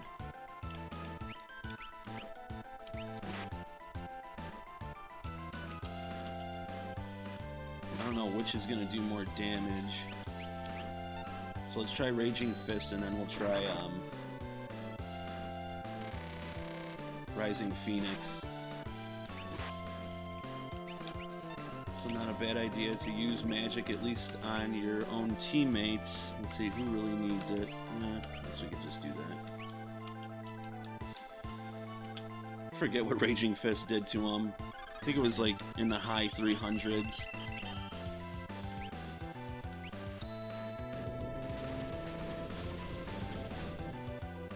Okay, so that's better. Okay, so in here it's called Barrier Change. So that's where he changes his weakness. I don't even know what I stole off of him.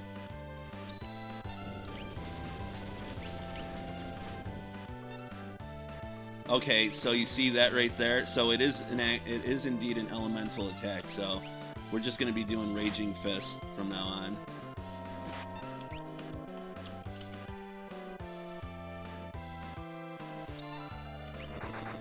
Well, that answers that question. There you go. Easy fight. Really weird looking fucking guy.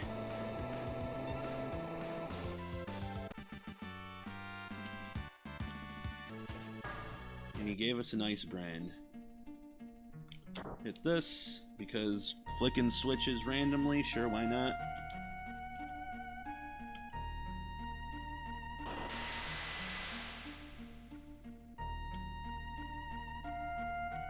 This guy, man, he's like a fucking cone head. Fucking Dan Aykroyd cone head over here and shit.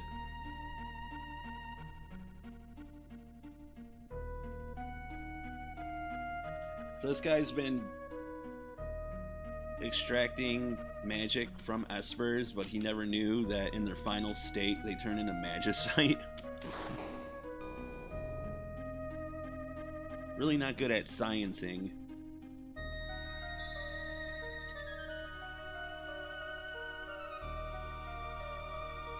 But the thing is I don't know if they can willingly turn into magicite. It does seem so. And I think just when they expire, they just die.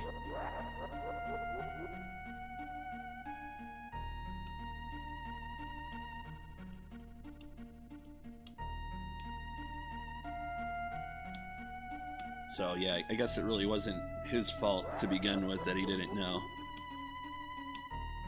Magicite. I used to call it Magicite, but then after playing Final Fantasy XII, Balthier clearly calls it Magicite.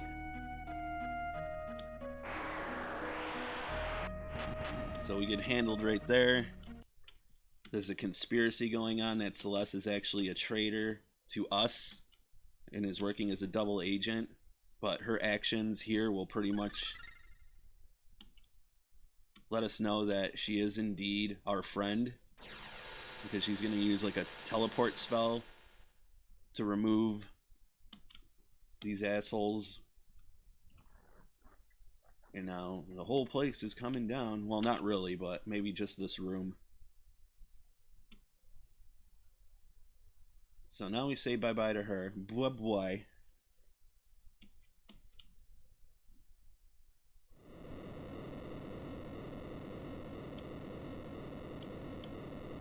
We'll get her back a little later. She also took sprint shoes.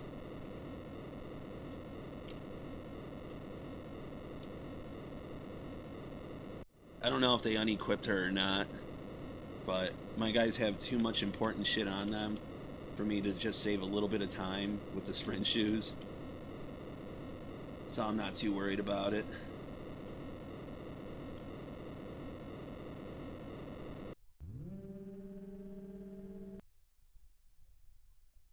Over here, the game encourages you to save. It's not mandatory, but you probably should. And you're going to want to be up to 100%. It seems that the game was already nice enough to do that for you, because this next area, you got nowhere else to go. Like, you cannot grind, you can't do anything. You have to get through this place, this next sequence, and it's just going to be a fucking series of fights.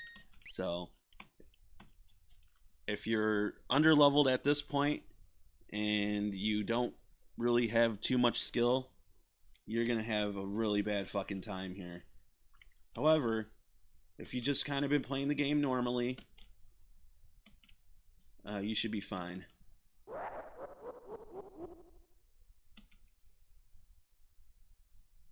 Alright, so this scene is kind of infamous in the Super Nintendo version, because this right here, clearly you can see what it is, what's going on here. Mug this guy, actually.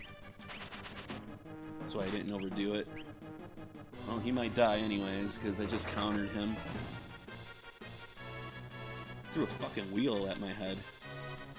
But yeah, this right here, look at this in the Super Nintendo version, and it's fucking laughable. They tried, but man, it looks really bad. Here it looks good. So I'll also give the nod to this port, or this version, that, yeah, it don't look too bad. Throwing fucking wheels at our heads, man.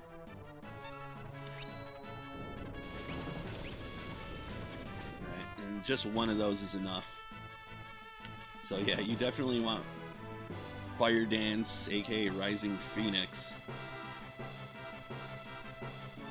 See, it's more so Fire Dance makes more sense, because he's clearly throwing out like little clones of himself when he does that. Next time I do that move, if you pay attention, the little fire sprites, they're just like little versions of him.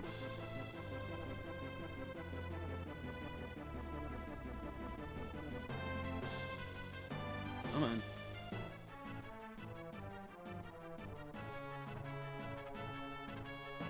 Yeah, really fucking making some headway here. I think I'm gonna go for a heal.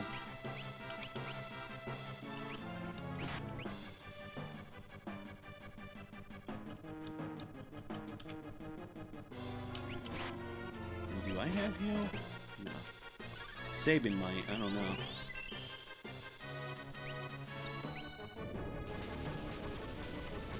See, I don't know if you've seen it or not, but yes. It's like little clones of himself. So Fire Dance, because they're kind of like dancing on screen too. Yes, I don't know why they made so many changes to the names.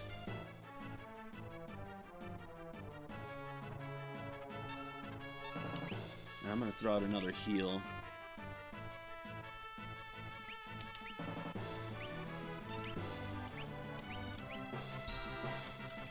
Yeah, fucking start dodging, man. Shit.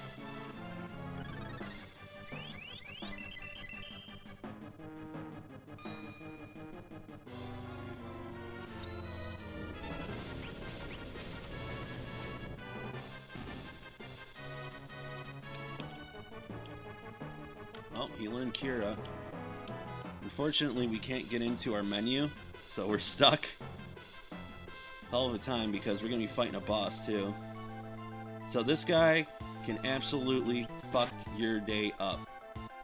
It consists of actually 3 enemies. It's his arms, and it's the middle body that can really fucking work you over. So he's a little dangerous, for sure.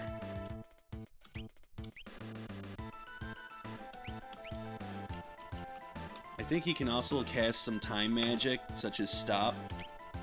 And at some point in the battle, he is going to do haste. He's going to haste himself. I guess the magic just kind of has a little bit of a delay.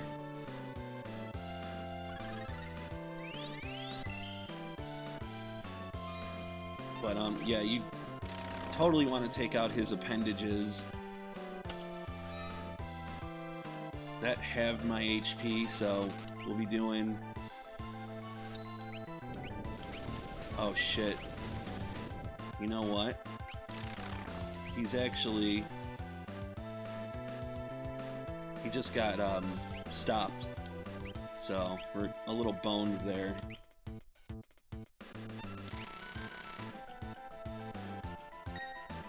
Alright, good thing he missed that. So I don't think that there's a way to cure Stop.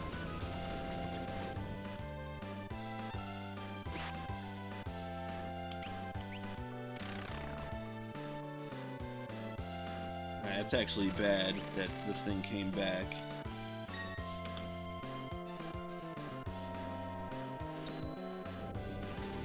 But yeah, we want to take out this fucking appendage. Alright, so he's kind of fucking me up right now. So I think what I want to do is probably go in for a heal. Oh yeah, we needed that. Big time.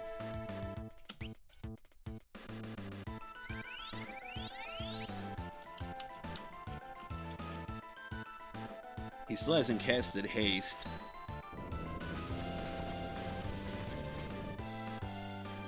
Oh, there he goes. I guess he never got around to it. So that works for us. Not too bad, even though we had fucking lock pretty much on lockdown.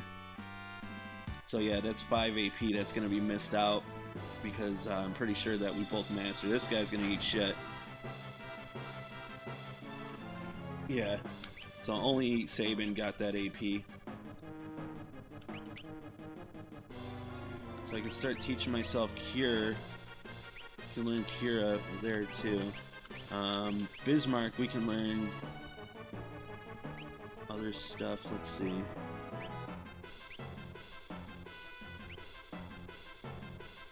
So with Shiva, I can learn Cure at a quick rate, a decently decent rate. I can learn it. Yeah, I don't think he's done with this though, is he? No, he is. Okay, so let's just take Cure in from him. Damn it, I did it again. And then just figure out what we want to have this guy start learning.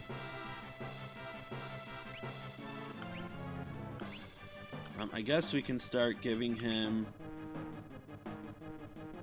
Yeah, let's just give him this for now. And okay. Alright, so what you definitely want... Up here, easy to miss. But to save, you want to do that. I really don't think using a tent is necessary, but I'll just do it anyways.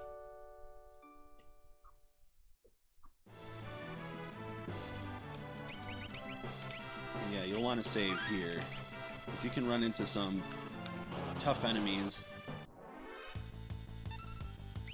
And a fuck ton of them, apparently. I think we got the drop on them, though.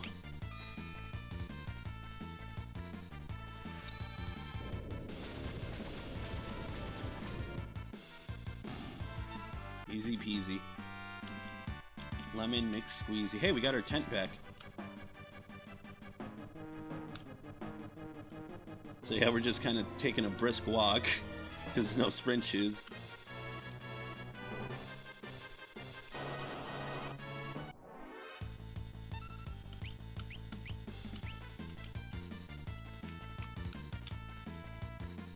So I really don't know the game to the point, like, with enemies and what you can steal and this and that. You know, there might be a good reason to stick around or make sure they can, like, farm some steals from something. But I'm really not too knowledgeable on it because that's just a lot of information to retain. And what you can do is you can go to the bestiary. Yes, I say bestiary, not bestiary. I don't know how it's pronounced, but I've always been saying it like that. 1 second. What the hell is this? Alright, let me check this really quick.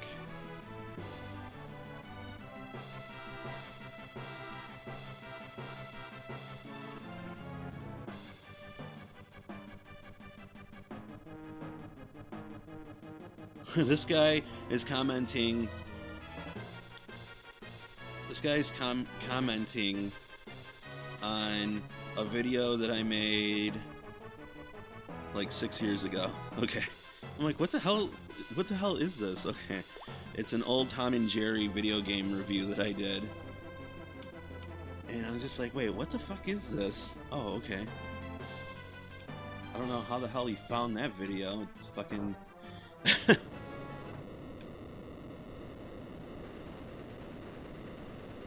Like, the YouTube algorithm really isn't too nice, so man, that's like, granted, that is one of the more popular videos that I did. I think it got featured on Retroware back in the day, like when Retroware was like an actual fucking thing, and it was featured on there.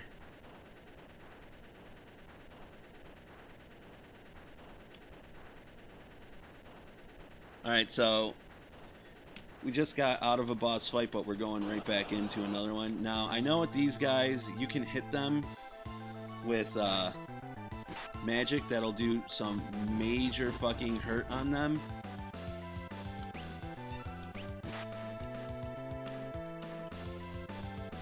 I'm guessing that guy on the right is the fire elemental, so you want to hit him with blizzard, and the guy on the left is probably ice, so you want to hit him with lightning or something. I forget. And we ain't getting anything there. But I'm just going to stick to non-elemental attacks.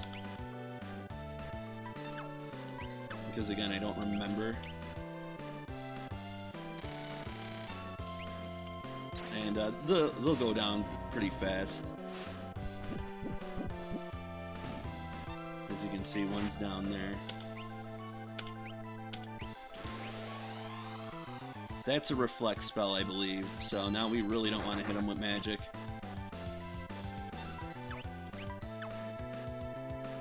Get a little bit of cheap heal if you miss the slot. Stole a debilitator. I think what that does is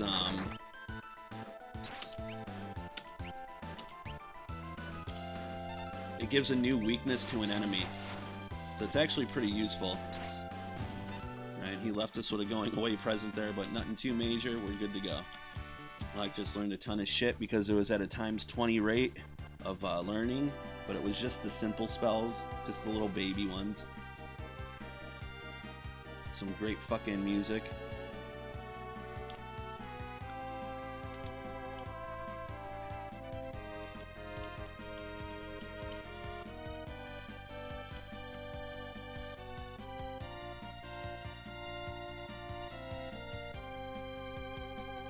And surprisingly enough, after we get through this bit of dialogue, we're going to be pretty much thrown back into another dungeon. But there are some things that I'd like to... There's a few loose ends that I would like to try and take care of.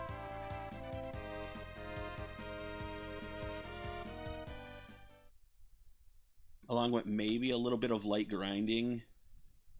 Because I don't see nothing wrong with a little bump and grind. Oy. What's the temperature in here? 76. Let me see. Let me open a window. One sec.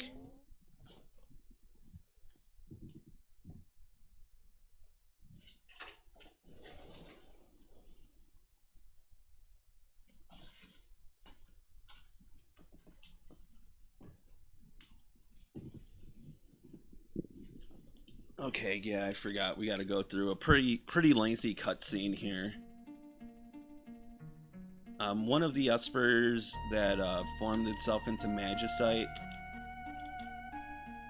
back at the factory, turns out that it's Terra's dad. And then you'll learn that she's also half human, too, because we're going to say hi to her mama. At first I thought, on the SNES, at first I thought that this was a female. But I guess not.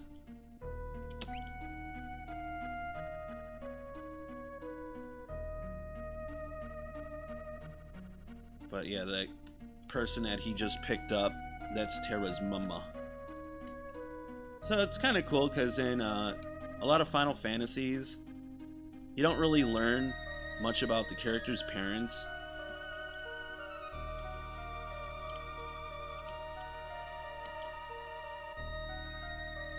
But here you learn about actually several of the characters' parents. Like Cyan, no. You do hear about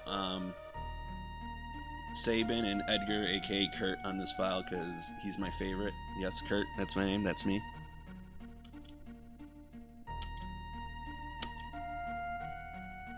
But yeah, you learn of, you hear of their father.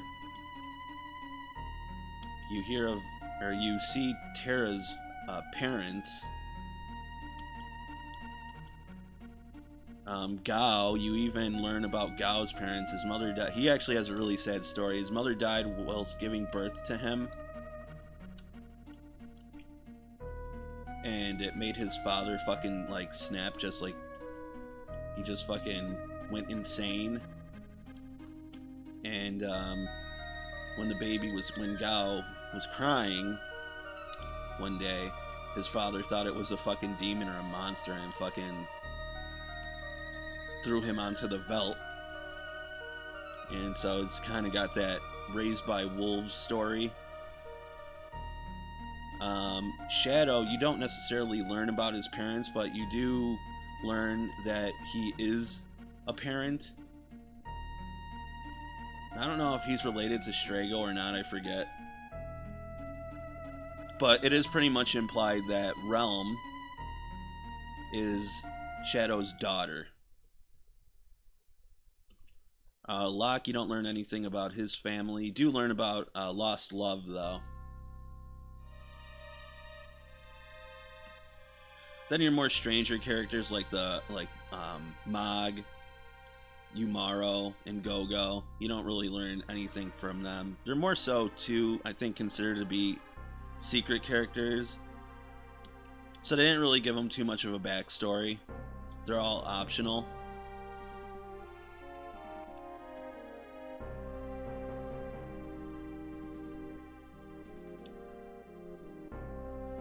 And Cyan was a parent himself, so you may not learn about his fam.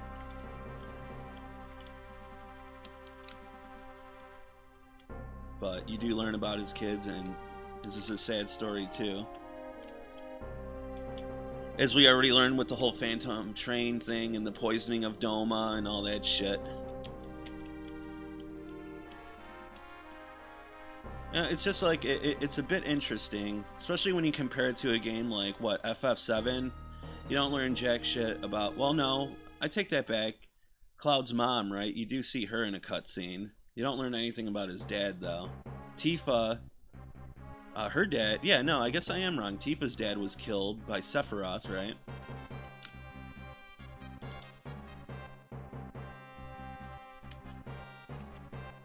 You don't learn anything about Barrett's family, but he does have his, well, no, that's not true either. His wife died, and Marlene is his, well, you know, adopted daughter, I guess you could say. So I guess, yeah, there is some talk about family and parents and all that.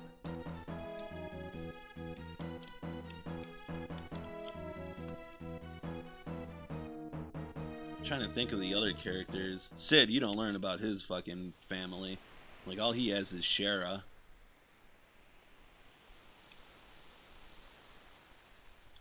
Kate Sith / Reeve, you don't really learn anything there. Yuffie, whatever. You don't really learn anything there either. At least I don't remember. Maybe if you talk to somebody in Wu Tai, they might say some shit, but yeah, I don't remember. So there goes little baby Terra. The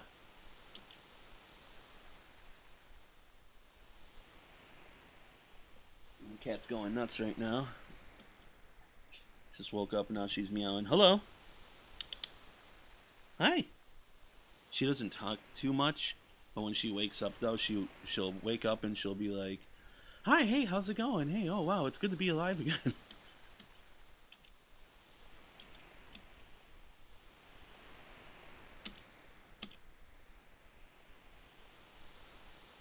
So there's yeah, punching woman in the face.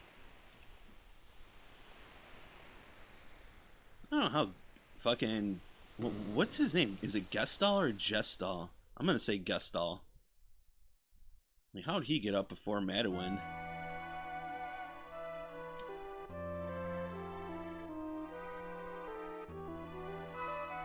And that's Papa right there. Poppy. Poppy seeds. Poppy Mitchell. Poppy from Seinfeld. Remember him? He's the guy who peed on Jerry's furniture on his couch.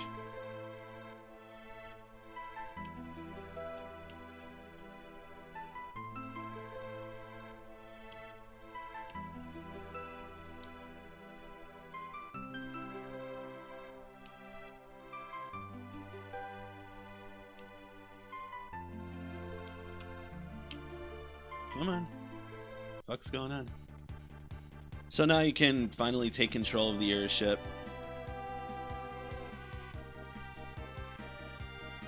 I don't like the controls on keyboard. It's really absolute shit, actually.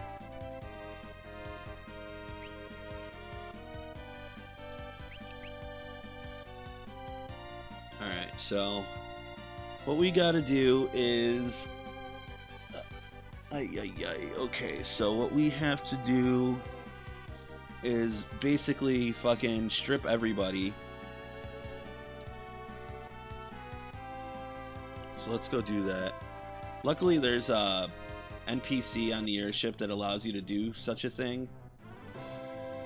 Just let's see, he has Bismarck, Kieran, and Kate Sith. Bismarck, Kieran, Kate Sith. Remember that. Alright, so let's do all members. And now we're going to swap out. Fucking Gao's running too fucking fast. Too fast, too furious.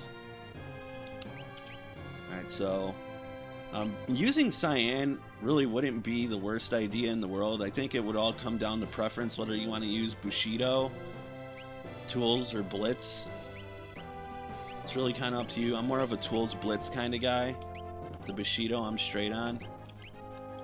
We're going to take her because we need to beef her up because she's mandatory to come to the next dungeon. And I want Locke. I think he might be mandatory too. I'm not 100%, but regardless, we still need him because of the steals.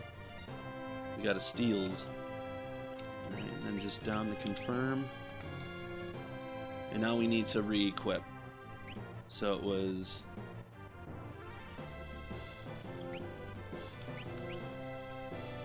Kieran. Kate Sith. And Bismarcky. Oh, you know what? We probably don't even have to use Bismarck. Let's see. Somebody else should have Rays. Or maybe not. You know what? I think he might be the only one.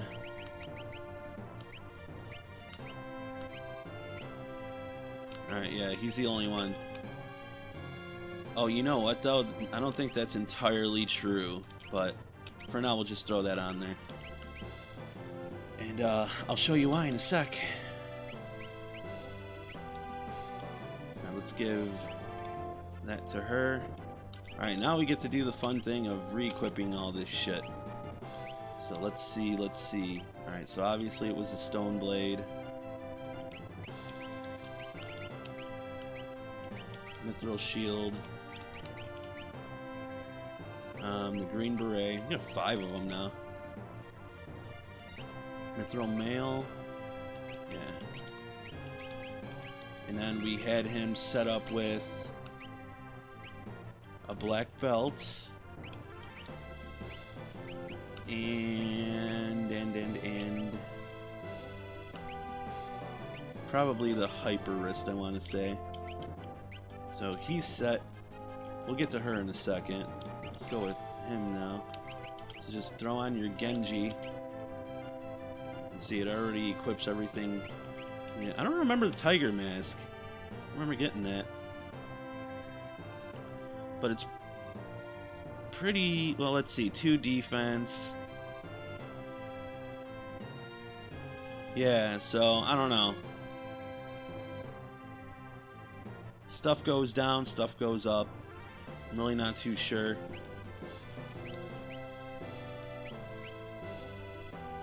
What I want to do with that.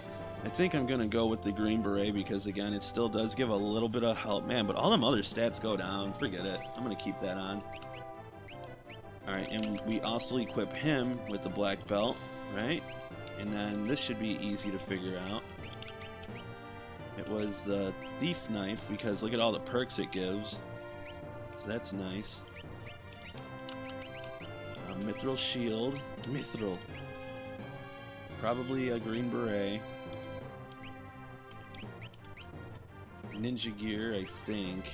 143, 139. So we're gonna keep him with that.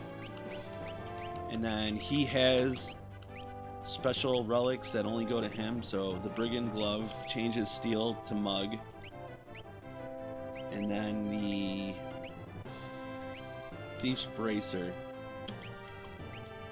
Alright, now we can go back to Terra and see what we want to give this Goyle. See, I can give her elemental shit, but again, that's a little risky to use, especially I think in the next dungeon. I think there's enemies who like fire and poison. So let's go on ahead and try the ice brand for her. See how that does.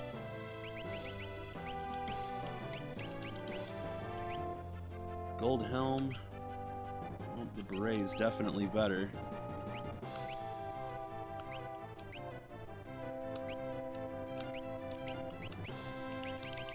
Alright, beret it is. White dress probably, right? Yeah. Now we gotta figure out, do we want to give her sprint shoes? Probably. We need to get around a little quicker. Let's do that, and let's do... So yeah, the Zephyr cloak right there, 10% evasion to both stats. Pretty nice. Or we can give her this hyper wrist. See, studded boosts the wearer's strength.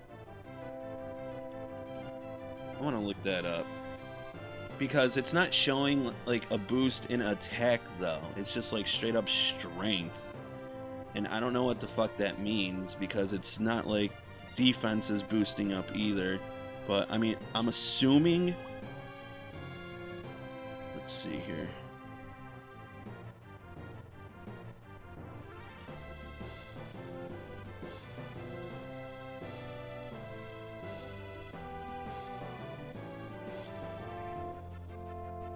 I'm assuming it makes you stronger.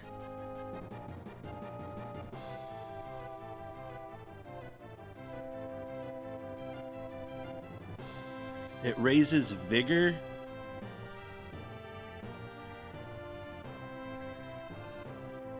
It raises vigor, it says.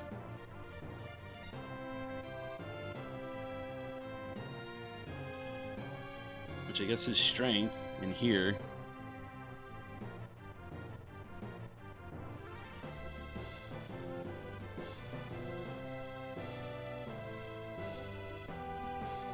So let me see.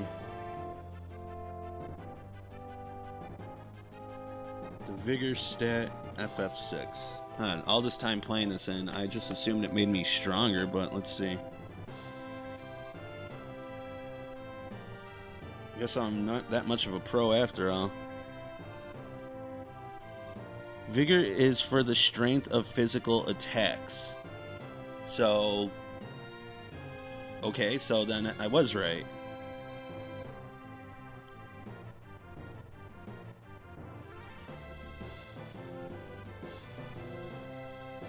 Okay. Well, hyper wrist it is. Let me get back to my chat here. Even though we don't have any chatty catties.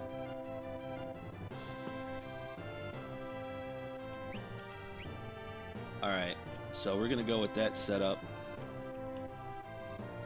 Oh man, it feels good to fucking sprint shoe it up again. Alright, so we got a few stops that we can make.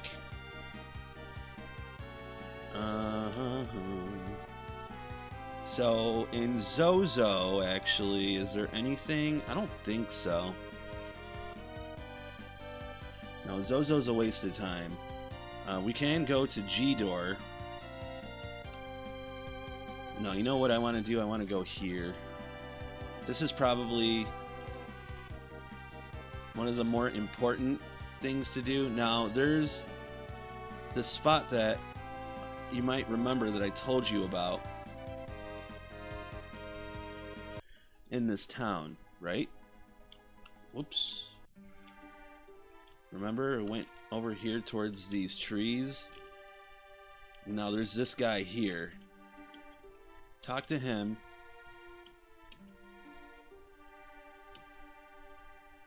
And he snuck in, and for 3K you can buy an Esper. This is Seraph. In case she was like Seraphim in the SNES version. Now who has... Oops.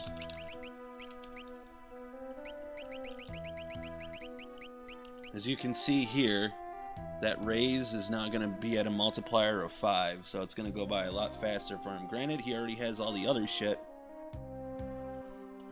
but he'll get that raise spell much quicker now than at the ×2 multiplier, so that's a nice. So that's one pit stop. Fucking just a clusterfuck right there. We can leave here. So I'm just gonna kind of be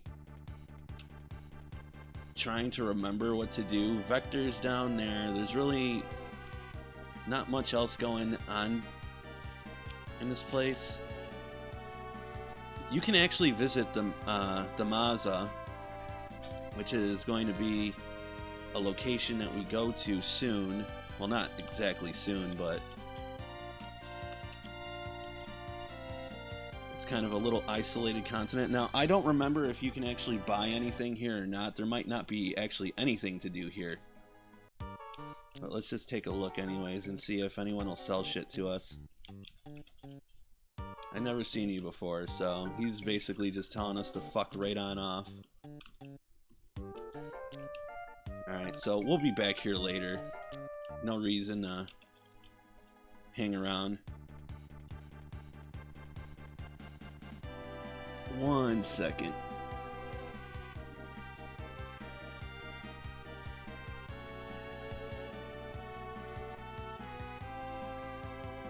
Okay. So, that ain't gonna fly. We gonna fly, but that ain't gonna fly. This is Mobliz here. This is the Velt. We really don't need to do anything here yet.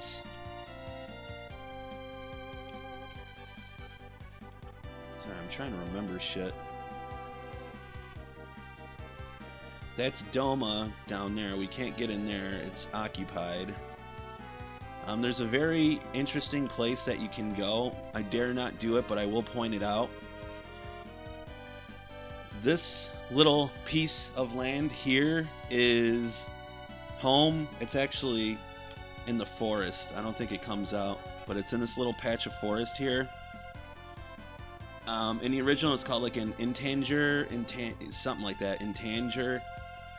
It looks like a behemoth type of enemy, and he gives out a shit ton of AP, which sounds great, but he's very strong. He uses meteor, or it might just be Meteo. I don't remember. I think it's Meteo, but they might have changed it in here. Blah blah blah. Whatever. I'm rambling. I'm sorry. And he can fuck you up quite easily, especially right now. So in order to successfully take him down without getting your ass whipped too much, is to do a combo called Vanish and Doom. So the way that in the SNES version it worked is that you cast Vanish on an enemy, and then you cast the death spell on that same enemy, and it would be an insta-kill. It would even insta-kill bosses. It never misses for whatever reason. Now in here, I'm sure that they probably patched it. I've never tried. Okay, I don't want to go to this psycho's house. That's Gao's dad's house there. There is a little spot that I'd like to go to. This is Nakia, I believe. We don't need to go there. Right here is what? Narsh? Or no, this is the Returner's hideout. We'll definitely want to get back there too. Actually, no. You know what? We won't. Narsh is there. I think right here. Okay. We can find a useful item. Oh, okay. Alright. That how you feel? Yeah, so we got I don't know how to bring up help, but I'm pretty sure that that gives an enemy a new weakness.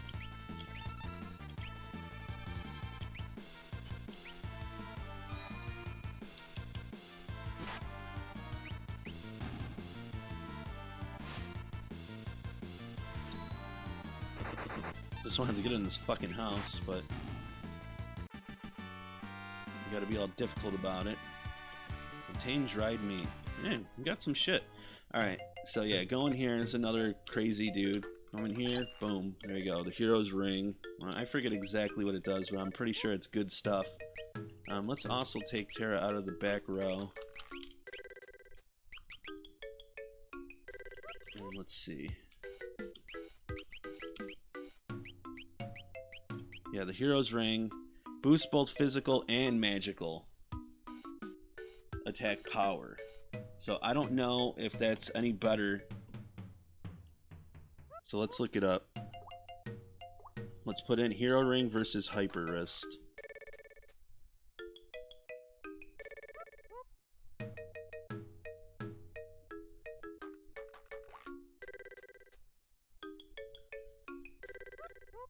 Alright, cool. This is for Final Fantasy Brave Exvius. I don't want that.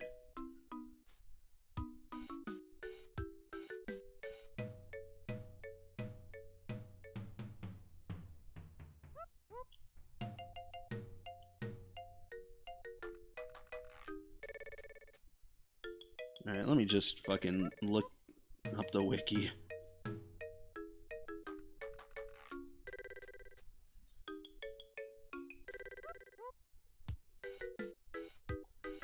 Okay, so while the hero ring boosts the strength and the magic damage by 25%, while the hyper wrist boosts the strength by 50%. So we're just gonna stick with the hyper wrist for now, because she's not gonna be doing a lot of magical attacks. She'll be doing a bit of healing, but That said damage, so it didn't say anything about healing.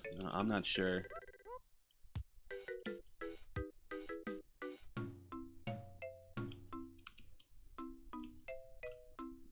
Alright, just leave this guy. Well, the point is that we got it. Oh, I should probably go back into my chat. Just in case a straggler comes by. Alright, so now we got that. So yeah, we're just kind of doing a little bit of a world tour here before we push on with the story. This is Collingen and the castle. We don't have any business there. You can actually go to the G-Door auction.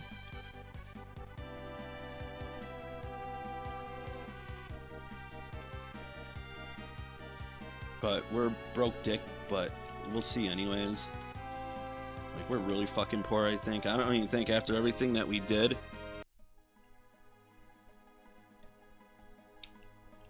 I have 16K, man. I think I need more than that, so it's just pretty much now I have a decision to make.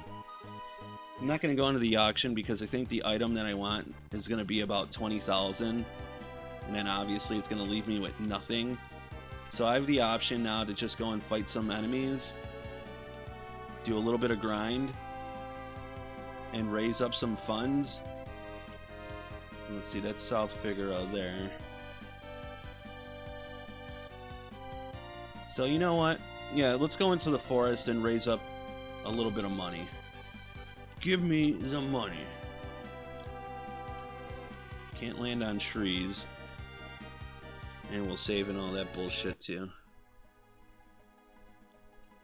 Alright, how am I looking here? Pretty good. We don't need to use a tent. Alright, so I don't know. There's probably a better spot. But this is a spot that I go to if I want to raise up some funds. I don't really think there's going to be many other options out there. But I can take these guys out within like one turn. Jesus, man.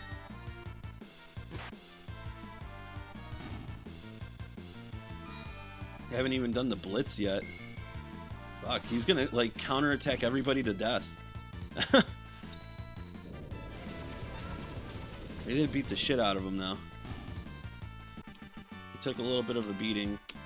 A fun fact about this game is it's the first Final Fantasy game to have a desperation attack.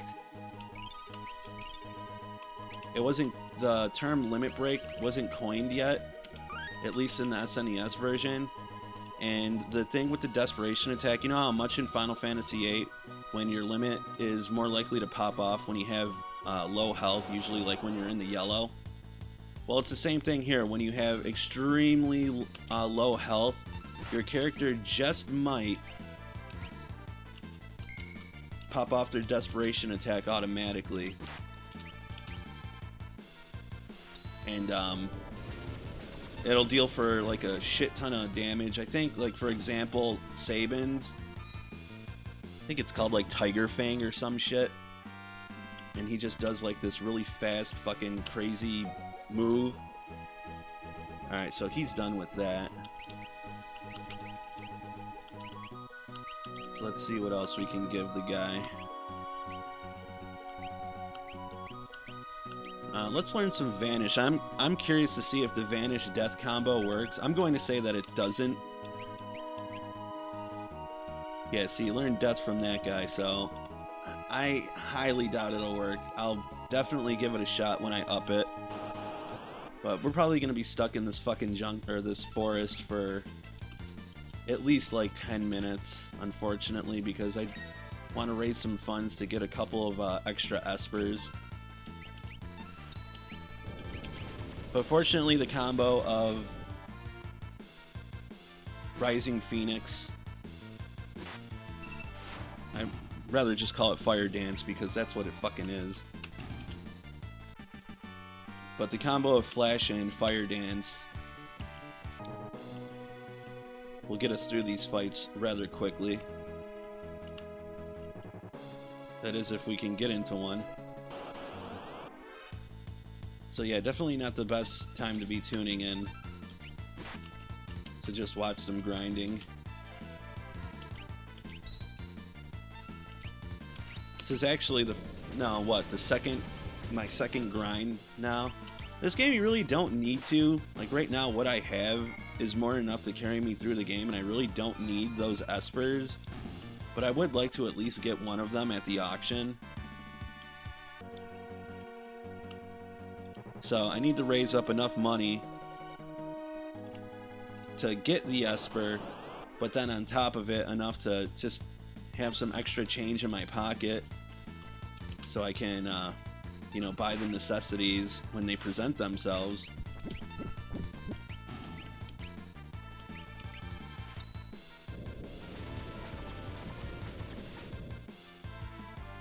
I think I need to turn my fucking AC on because, man, it is really humid out.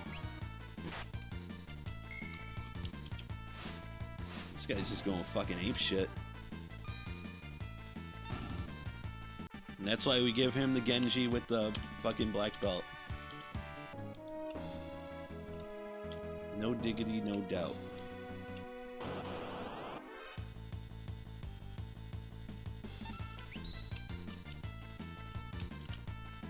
Yeah, I'm really starting to reconsider doing this because I fucking can't stand grinding.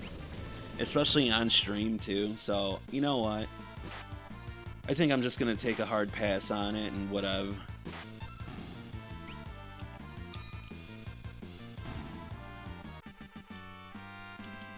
This will just give me a nice little supply of money, even though I'm a fucking king. I got a king with me. So here's something cool. Come down here. You can't gamble or anything, unfortunately. Go talk to this guy. He'll give you a free heal, so there's really no reason to use a tent. This guy over here, he sells stuff. So yeah, I got 24,000. I mean, yeah, that's nice and everything, and I can't afford the Esper, but I'll just wait. They're not even like Espers that I use right away.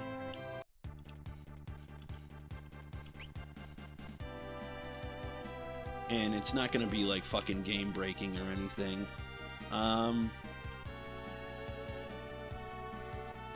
I guess I can show you this guy really quick. Let's show you this guy really quick. Now I know I'm not gonna be able to take him, so check that thought right now. But I'll at least show you him.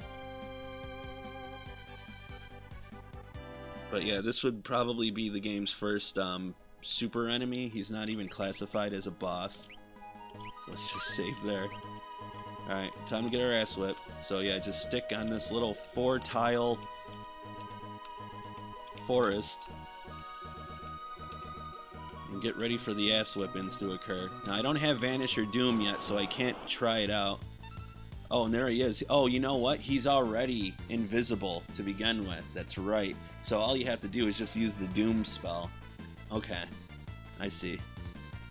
Let's try the Noise Blaster on him. Fuck it.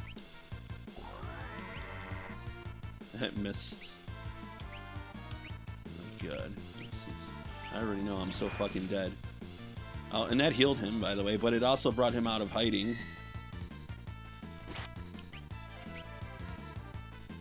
And here it comes. And there it goes. See? There, I showed you.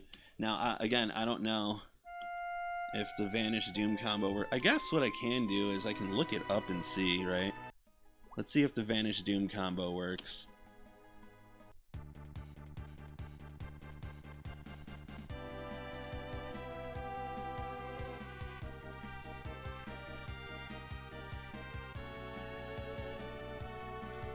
Okay, bringing it up now.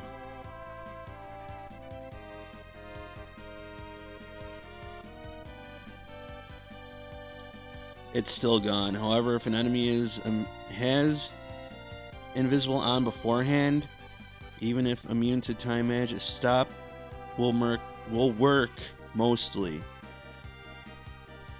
So yeah, it was a glitch. What's fixing a GBA? So there you go. One guy was saying, I guess what you can do is, yeah, you can use stop, and that works. But again, I like to get them extra hits in. But yeah, that motherfucker, he's just way too powerful. You're gonna have to really be decked the fuck out in order to have any luck with this guy. So I'm not even gonna bother. Let's just let's head over to Narsh, because man, I can't really remember what else I can do. I mean, there's really not a whole hell of a lot you can do in the first place, but there will be some interesting happenings going on here, which I'll be more than happy to show you.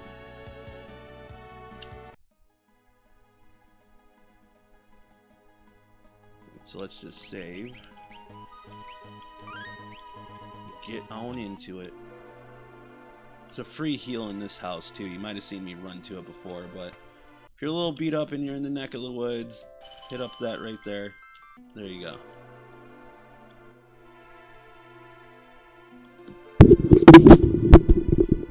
Just knocked over my microphone. I just elbowed the microphone because I don't have a proper stand for it. So I guess, yeah, we'll just get on with the game. There's old Bannon.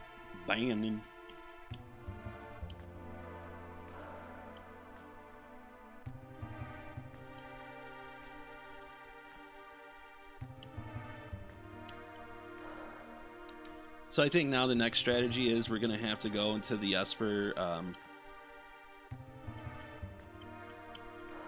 Yeah, we're going to try to get to the Esper world through a cave, which is our next dungeon. I don't know if I'm going to have time for that. Probably.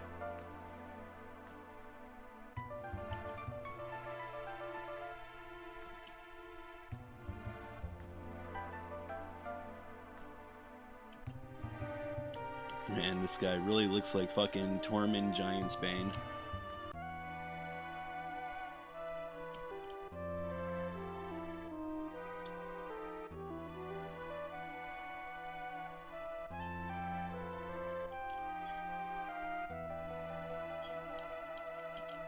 I got a fucking bird being loud as hell. Oh, it's a woodpecker on my balcony right now. He's just chilling. I wonder if I still have bird food out there. You know what? Let me check.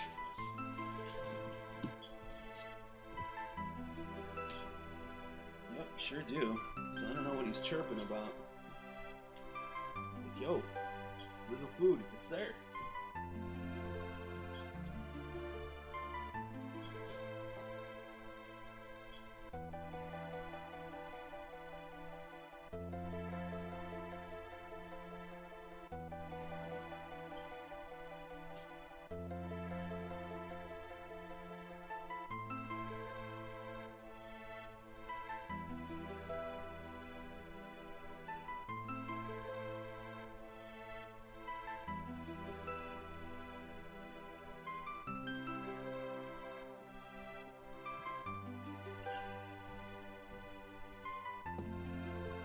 Okay, sorry about that.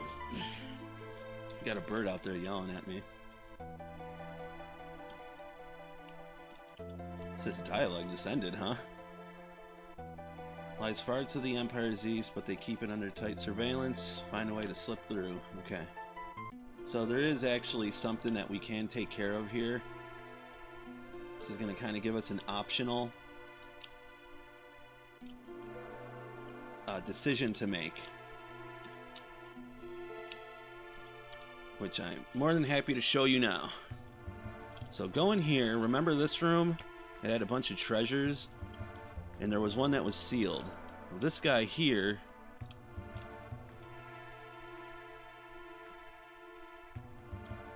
he just looted the treasure, so it's empty now. I think I already took that. And now we want to follow him.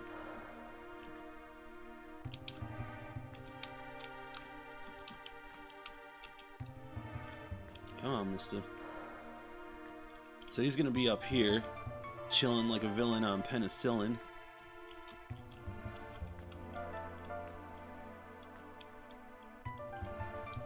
Persistent, aren't ya? Make your way through here. You might have to get into some crap fights. Like that. So close. Just regular attacking will do just fine. You can actually put on auto attack too. I like that I healed him and killed him at the same time.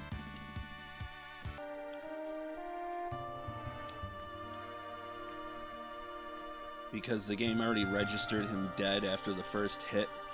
And so since he was already registered as dead, the heal did absolutely nothing for him. So come up here, remember this crap-ass battle? This won't be the last time we look at this map. There'll be another battle, but just not as shitty as that other one. So here he is. And now he's got a Moogle. So naturally you just want to move towards him, but just don't do anything for a few seconds. And then a cutscene will ensue. Mog wakes up.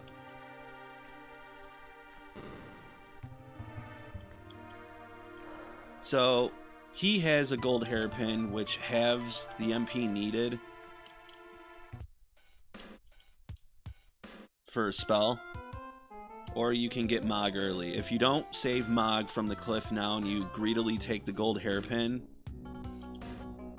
we're actually going to name him something different, because Mog, I just don't like that name. It's an ugly name, so we're going to go with Growl, which is probably not that much nicer of a name, but I like it more than Mog.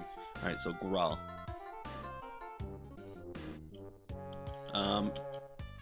But yeah, I think there's 2 gold hairpins in the game that you can find. You might be able to get them via Metamorphosis from a ability that an Esper has, or you might be able to get one through the Coliseum, an additional one. But it's really not a big deal. I'd rather save Mog because, or rather Growl, I'd rather save him because 2 reasons. One, the gold hairpin really isn't that fucking great. I mean, yeah, it's nice, but it's not like fucking the end all be all. 2, if you wait, or if you don't save him, what's gonna end up happening, let's just flash these motherfuckers, is you're not gonna be able to get him until the second half of the game. You'll also be a rat bastard for not saving him in the beginning of all this nonsense. And most importantly, you're not going to be able to learn a certain dance for him, because that's his specialty. He has the dance command. He's the dancer of the team. And there's a map. Let's see here. Let's get in here. We're actually going to use him now and start grabbing these dances.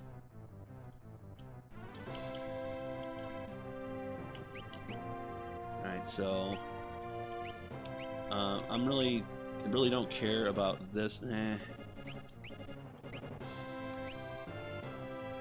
Who wants to sit out? Who wants to sit out? Here, we'll just have her sit out for now. Or, well, we gotta form the team. Well, we gotta take him with so he can start learning dances.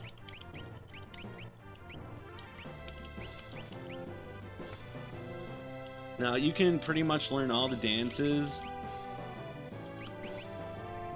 Let's see, what do I want to give him? I'll just give him something for now. Let's have him start learning death. Okay, so you can get all the dances in the World of Ruin except for one, and that's the one that we're going for right now. So we're just going to equip him with Wubzevs. Let's give him a... Who did we kick out? Terra. So give him those. And then whatever else.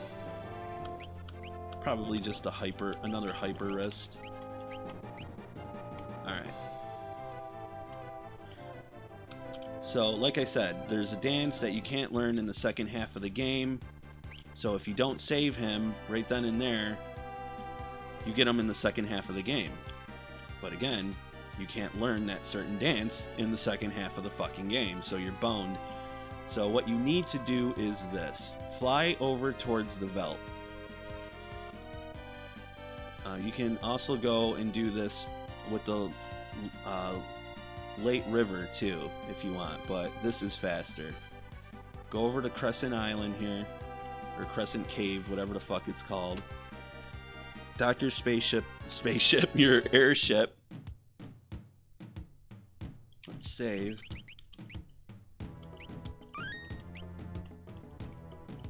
Okay. And we're gonna go and jump into the fucking water.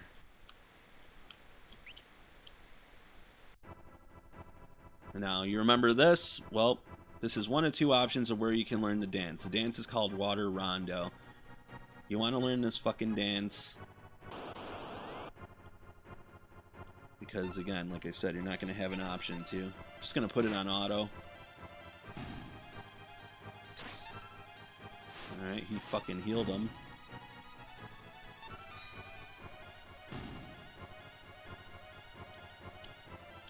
See, right there it said master the new dance. And that's it. Now, unfortunately, we can't just back out of this and be like, alright, I'm done. Let's just go this way. I think left might be quicker. Go right if you want all the goodies.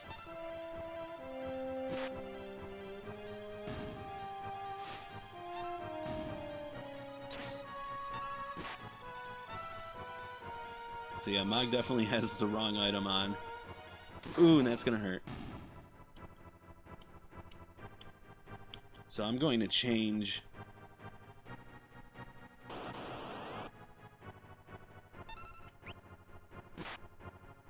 See if I can change his loadout. Because yeah, all he's doing is healing them. So on the next one I'll be able to.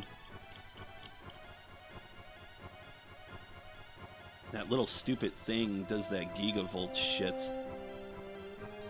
Spin around in a circle like an idiot. I'm not controlling this, by the way.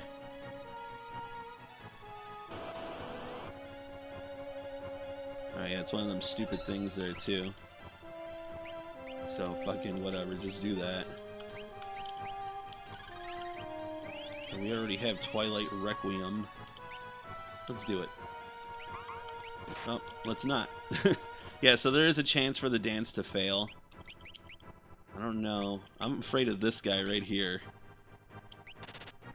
What an asshole. This guy is just a dick all around.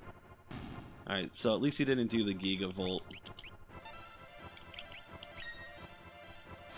So I can't change out Mog shit because 1, I'm an idiot, and 2, I forgot, and 3, he's stunned right now.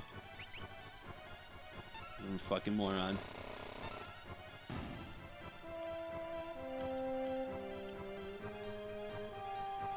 So this is definitely a lot of trouble to go through, but it's better than the other option, which is to go down the Leet River.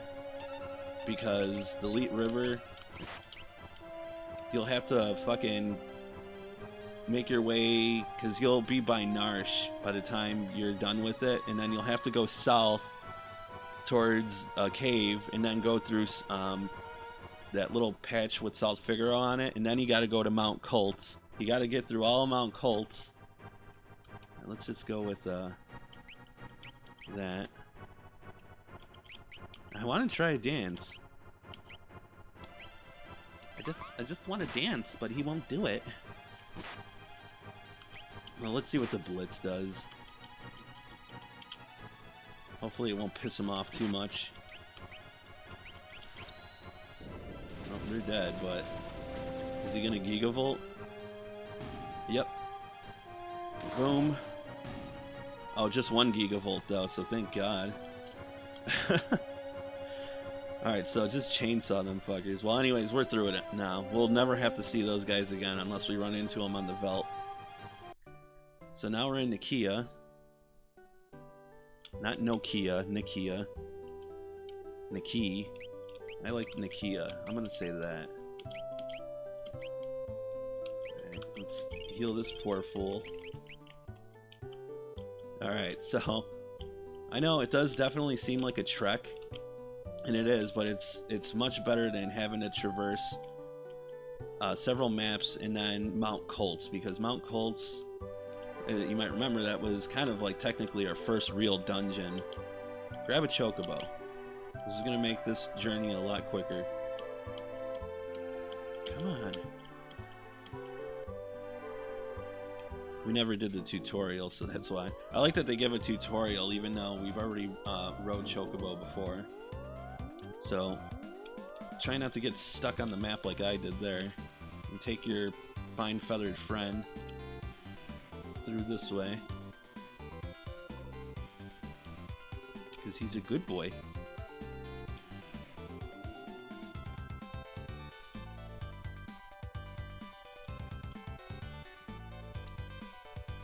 Alright, and again, I know, it really does seem like it's a lot, but I can't stress enough how much better it is than going the optional way. And that's the way that I used to go until I finally learned about this. So Doma's over there, but it's occupied. It does have a few goodies in it, but unfortunately we can't get them. Come down through here. This is where Phantom Train was. Fucking, come on. The handling for this is absolute assholery. I swear, man, one of my neighbors, she must like do laundry every fucking day. I don't even know how that's possible to amass that much fucking laundry.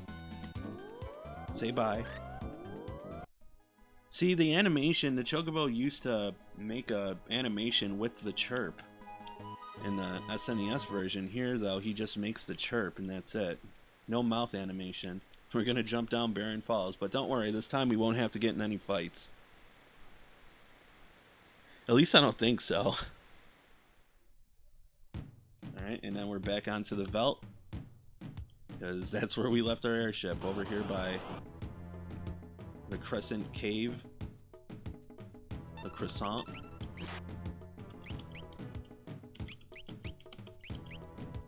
La Croissant. Le Big Mac. Holy shit. Jesus. That is a little overkill, huh? Oh my god. I feel like an asshole doing Thundara. I was really hoping that was gonna kill him, it didn't. Yeah, she does laundry like every fucking day. Oh, and we got a new dance out of it too.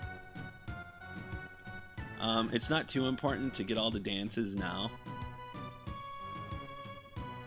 but we'll get as many as we can. So there's another dance you can get in Zozo. So actually I was wrong. Zozo is in a half bad of a place to go right now. Zozo. You know, I think that's the name of like a demon or some shit.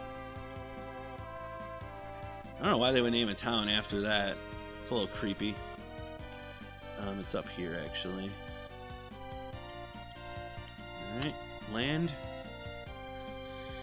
Because I do believe you get this dance when you're inside of a building, I want to say. I might get it here, I don't know. One dance. Oh no, you know what? You don't want to dance. Because if you change the background, he's not going to learn it.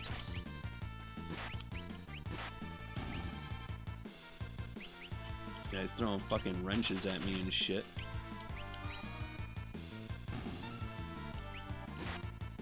I guess I could fucking re-equip that trident. Let's see. Mastered a new dance, so that's probably it. Yeah, that has to be it. Alright. If we go into any old forest that we see, here's one. Let's hop in this forest. Hopefully, is it gonna be fucking some gigantic invisible behemoth that wants to fucking rip my soul apart? I'm pretty sure he's only found on that one little island, but hey, just for shits and gigs, let's save. And let me give him his thing back. And how about a round of heals?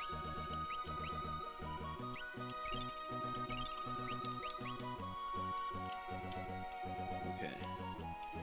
So again, it doesn't matter, just need to get it. And then after that, we're going to want to look for some desert.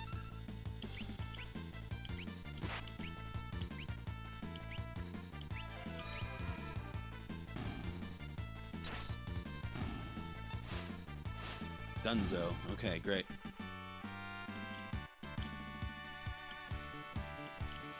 Mastered a new dance.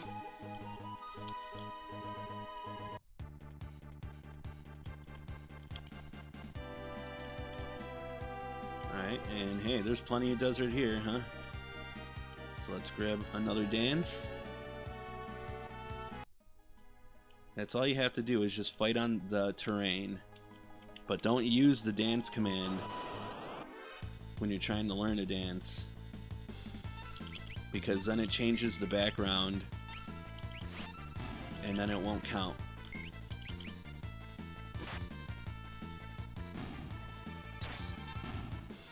Nicely done. He's got a nice amount of HP.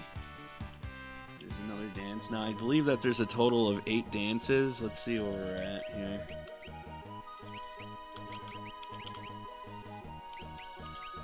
One, two, three, four, 5, 6. I'm missing one. You know what? I think it might be. Hold on here. We're actually going to have to visit Mount Colts now. Yeah, I'd be like, well, what the hell? You said not to go there. Well, yeah, but we're only gonna go. Excuse me. We're only gonna go there just to learn the silly dance.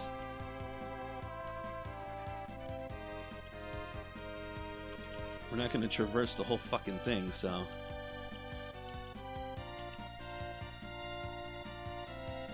Let's go in here. Because I don't think it's the cave. We already got the cave one. I don't think it would count in this map. I'm pretty sure it won't, but it might. We can just do this. Speed things up a little bit.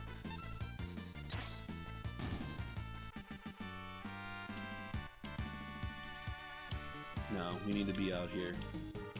This should be it. So let's just walk back and forth like an asshole. Man, fucking sometime today, Sonny. Sonny D.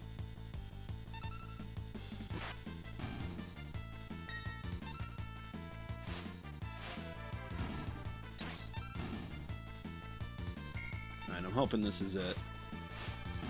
I can't think of anything else. Master a new dance. There you go. So what is that? That's 7, right? Yeah. That's 7. With 8, obviously, you'll get the other one, and then it's gonna have, I guess, like an empty spot. But there's only 8 dances, so there you go. And you ain't gonna be able to learn the 8th dance until the second half of the game, a bit later. It's called Snowman Jazz. You need to be in like a snowy area, and there's really no snowy areas in this game except for one that I can think of, which is in Narsh, but you're not going to be able to get it quite yet. There's probably another area I'm not thinking of with snow, but that's the most convenient one that I know of. But again, like I said, you can't pop it off.